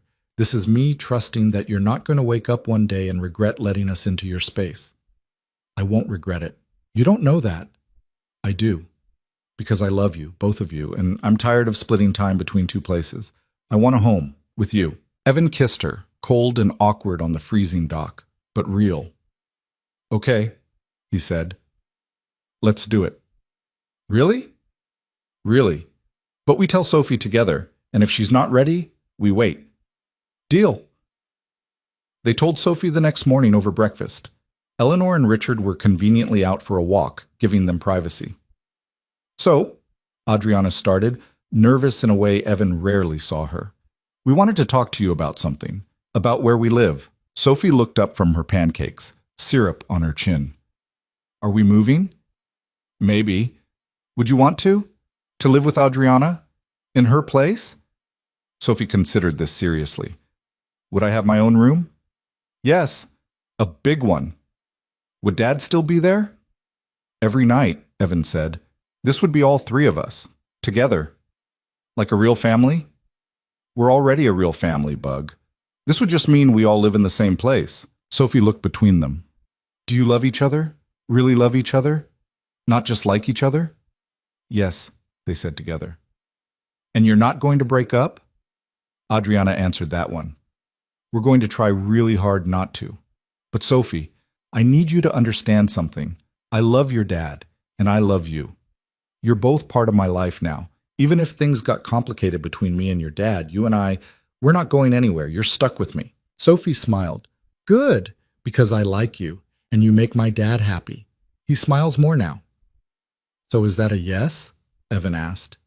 Yes, can I decorate my room however I want? Within reason, Adriana said. What's reason? We'll figure it out together. They moved in 2 weeks later. It wasn't seamless. There were arguments about space and storage and whose stuff went where. Sophie struggled the first few nights, missing her old room, overwhelmed by the newness of everything. Evan struggled with living in a place that cost more per month than he made in a year, feeling like a guest in someone else's home. But slowly, it became theirs. Sophie's drawings went up on the fridge. Evan's coffee mug claimed a spot in the cabinet. They established routines, breakfast together, Sophie's homework at the kitchen island, movie nights on the couch. Adriana learned to cook simple things. Evan learned to accept help without feeling like he was failing. Sophie thrived with the stability, the security, the sense that this was permanent. Christmas came and went in a blur of family gatherings and too many gifts, and Sophie's joy at having a real tree in the living room. New Year's arrived cold and hopeful, and somewhere in the middle of ordinary days and minor crises and figuring out how three people shared one bathroom, they became an actual family, not perfect. They still fought about work-life balance, about how much to spoil Sophie, about whose turn it was to deal with the dishwasher. Adriana still worked too much. Evan still got defensive when money came up. Sophie still had nightmares about the hospital sometimes. But they were real, messy and imperfect and absolutely real. Spring came early that year. By March, the city was warming up, trees budding, Sophie begging to go to the park. They were there on a Saturday afternoon, Evan pushing Sophie on the swings, Adriana sitting on a bench nearby, working on her laptop because she was incapable of fully unplugging, when Sophie called out, "Dad! Adriana! Watch this!" She jumped off the swing mid-arc, landed running, sprinted across the playground with the kind of speed and energy that would have been impossible a year ago.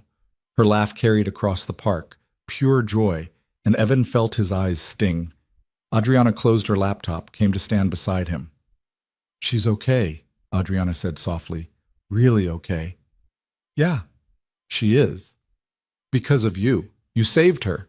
We saved her. I couldn't have done it without you." Adriana took his hand. "Do you ever regret it? That night in the parking lot, saying yes to my deal?" Evan thought about it. About everything that had come from that one impossible choice. The lies, the complications, the fear and uncertainty and constant negotiations. But also Sophie, healthy and whole and running. Also this woman beside him, brilliant and difficult and somehow perfect for him. Also a family he'd never expected to have, built from the wreckage of desperation. "No," he said, "I don't regret it. Even though it started as a transaction, especially because it started as a transaction, because it taught us both that real things can come from imperfect beginnings, that you don't have to have it all figured out from the start, that sometimes the best things in life come from making impossible choices and hoping they work out." Adriana leaned her head on his shoulder. "That's very philosophical for a Saturday afternoon. I have my moments." Sophie ran back to them, breathing hard but fine, her heart keeping up with her excitement. "Can we get ice cream?" she asked. "Please? I ran really far and I think I earned it." "You always think you've earned ice cream," Evan said. "That's because I'm always right." Sophie grinned. "Come on, please?" They ended up at the ice cream shop near the park. Sophie getting chocolate with sprinkles, Evan getting vanilla because he was boring, Adriana getting some complicated flavor that probably cost twice as much because of course it did. They sat outside at a small table, eating too sweet ice cream in the early spring sun, watching people walk by. "This is nice," Sophie said. "Just us. Being normal." "What's normal?" Adriana asked. "This. Family stuff. Not being in the hospital or worried or stressed, just eating ice cream and being happy." Evan reached over and ruffled her hair. "Yeah, Bug. This is pretty good." That night, after Sophie was asleep, Evan found Adriana on the balcony of their condo, looking out at the city lights. "Hey," he said. "You okay?" "Yeah, just thinking." "About?" "About how a year ago I was miserable, working myself to death, hiding from my family, convincing myself I was better off alone." She turned to face him. "And now I have this. You, Sophie, an actual life outside the office. It's disorienting." "Good disorienting or bad disorienting?" "Good. Scary, but good." She paused. "I never thanked you. Properly." "For what?" "For taking the deal. For showing up that weekend. For being honest enough to tell my parents the truth, even when it was hard. For giving me a chance at this." "You paid me $340,000. I think we're even." "We're not even. We'll never be even. Because what you gave me is worth more than money. You gave me permission to be human, to be imperfect, to want things beyond quarterly earnings." She took his hands. "You gave me Sophie and you, and I don't know what I did to deserve either of you, but I'm not letting go." "Good, because we're not going anywhere." They stood like that for a while, two people who'd started as strangers and become something neither of them had planned for. Two people who'd built a family from the wreckage of impossible choices. Two people who'd learned that sometimes the best things in life come from the worst circumstances, if you're brave enough to let them. 6 months later, on a clear day in September, they went back to Lake Geneva. The whole family was there, Richard and Eleanor, Daniel and Sophia, and half a dozen other relatives who'd been slowly incorporated into Sophie's ever-expanding definition of family. They gathered on the same terrace where Evan and Adriana had first pretended to be a couple, where they'd stood and lied and performed for an audience that had no idea what was really happening. But today was different. Today was honest. Adriana stood beside Evan, Sophie between them, Richard and Eleanor looking on with pride, and said vows that were real. Promised forever to a man who'd agreed to fake date her for a weekend and ended up changing her entire life. Evan promised the same, promised to show up, to be honest, to keep choosing her even when things got hard, promised to build a life together that wasn't perfect, but was absolutely real. Sophie stood between them as both families merged, Evan's tiny family of two expanding to include the Sterlings and all their wealth and complications and genuine love. She held the rings, grinning like she'd orchestrated the whole thing herself. "I knew you were real," she whispered loudly when they exchanged rings. "From the very beginning, I knew." "How?" Adriana asked, laughing through tears. "Because Dad smiled different when he talked about you. And you looked at him like he was important, like he mattered." Sophie said it with the wisdom of someone who'd learned early that love wasn't about grand gestures or perfect moments. That's how you know it's real. When someone makes you feel like you matter. The ceremony was small and simple and absolutely them. No performance, no pretending, just honesty and hope, and two people who'd started in the most unlikely way possible, choosing each other again and again until it became permanent. Later, at the reception, Richard pulled Evan aside. "I was wrong about you," he said simply. "That first weekend. I thought you were genuine, but I didn't understand how much. You could have kept the lie going indefinitely, could have kept taking what Adriana offered without ever being honest. But you didn't. You chose integrity over comfort. That takes character." "I chose honesty because it was the only thing I had left to give her," Evan said. "Everything else, the money, the lifestyle, the opportunities, those were hers. But honesty? That was mine. It was the only thing I could offer that had value." And it was exactly what she needed. Richard extended his hand. "Welcome to the family. Officially." They shook, and Evan felt the last piece of distance between them close. Eleanor found him next, tears in her eyes. "Thank you," she said, "for loving my daughter, for seeing past all her walls and defenses, for being patient with her, for giving her Sophie, for giving us all Sophie." "Sophie's the easy part. Your daughter is the challenging one." Eleanor laughed. "Don't I know it? But you're good for each other. You balance her ambition with perspective. She challenges your resignation with possibility. It works." "Most days. Most days is enough.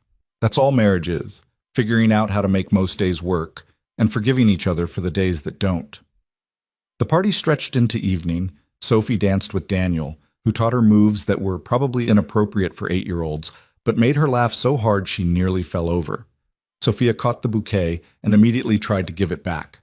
Richard made a toast about second chances and new beginnings that made half the room cry.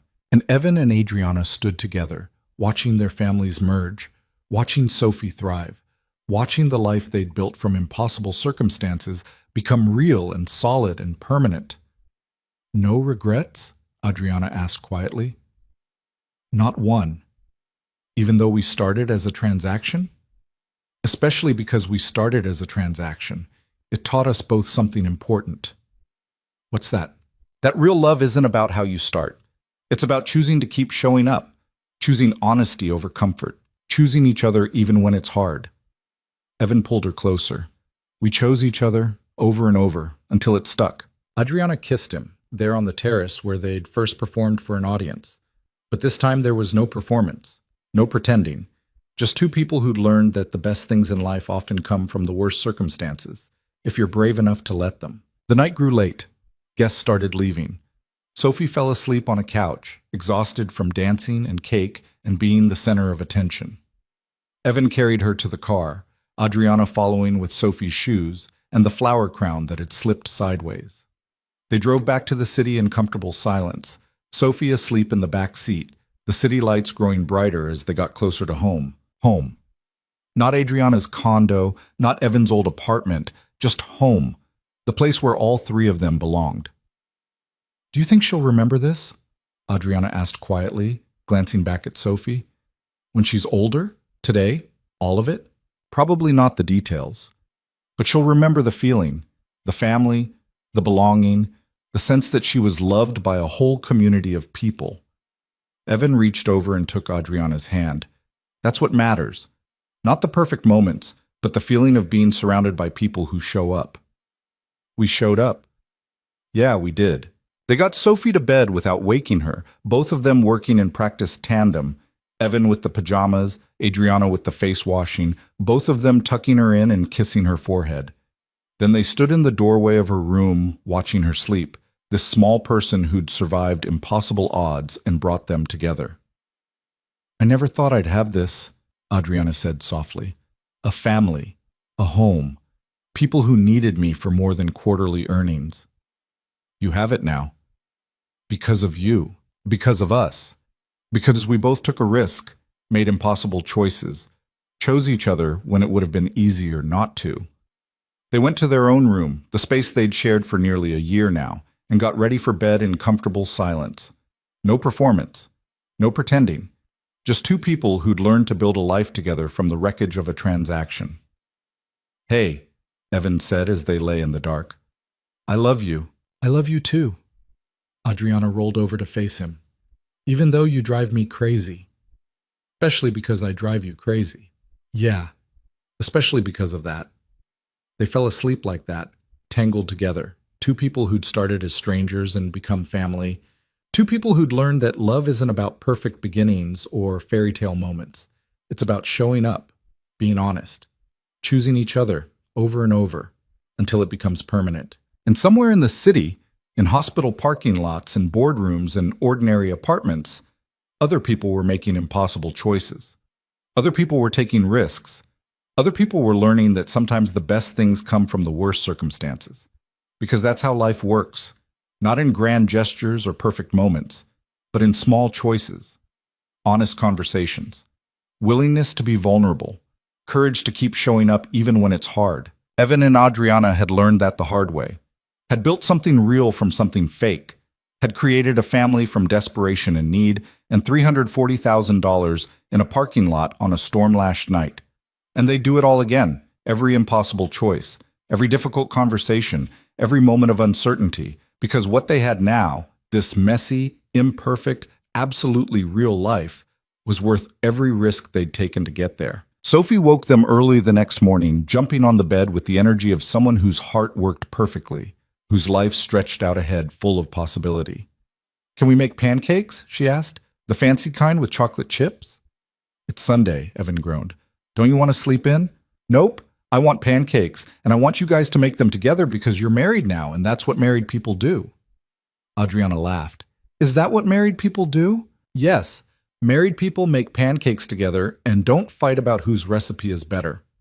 We don't have different recipes, Evan said. You will. That's how marriage works. You get different opinions about pancakes and then you compromise. Sophie bounced off the bed. Come on, I'm hungry. They made pancakes together in their kitchen. The three of them crowded around the stove, arguing about chocolate chip distribution and whether the heat was too high and who made the best flip. They made a mess. They burned 2 batches. They laughed until they could barely breathe. And when they finally sat down to eat, pancakes slightly lopsided but good enough, Evan looked at his family, his wife, his daughter, this life they'd built together, and felt complete. Not perfect, never perfect, but real. And real was always enough. The end.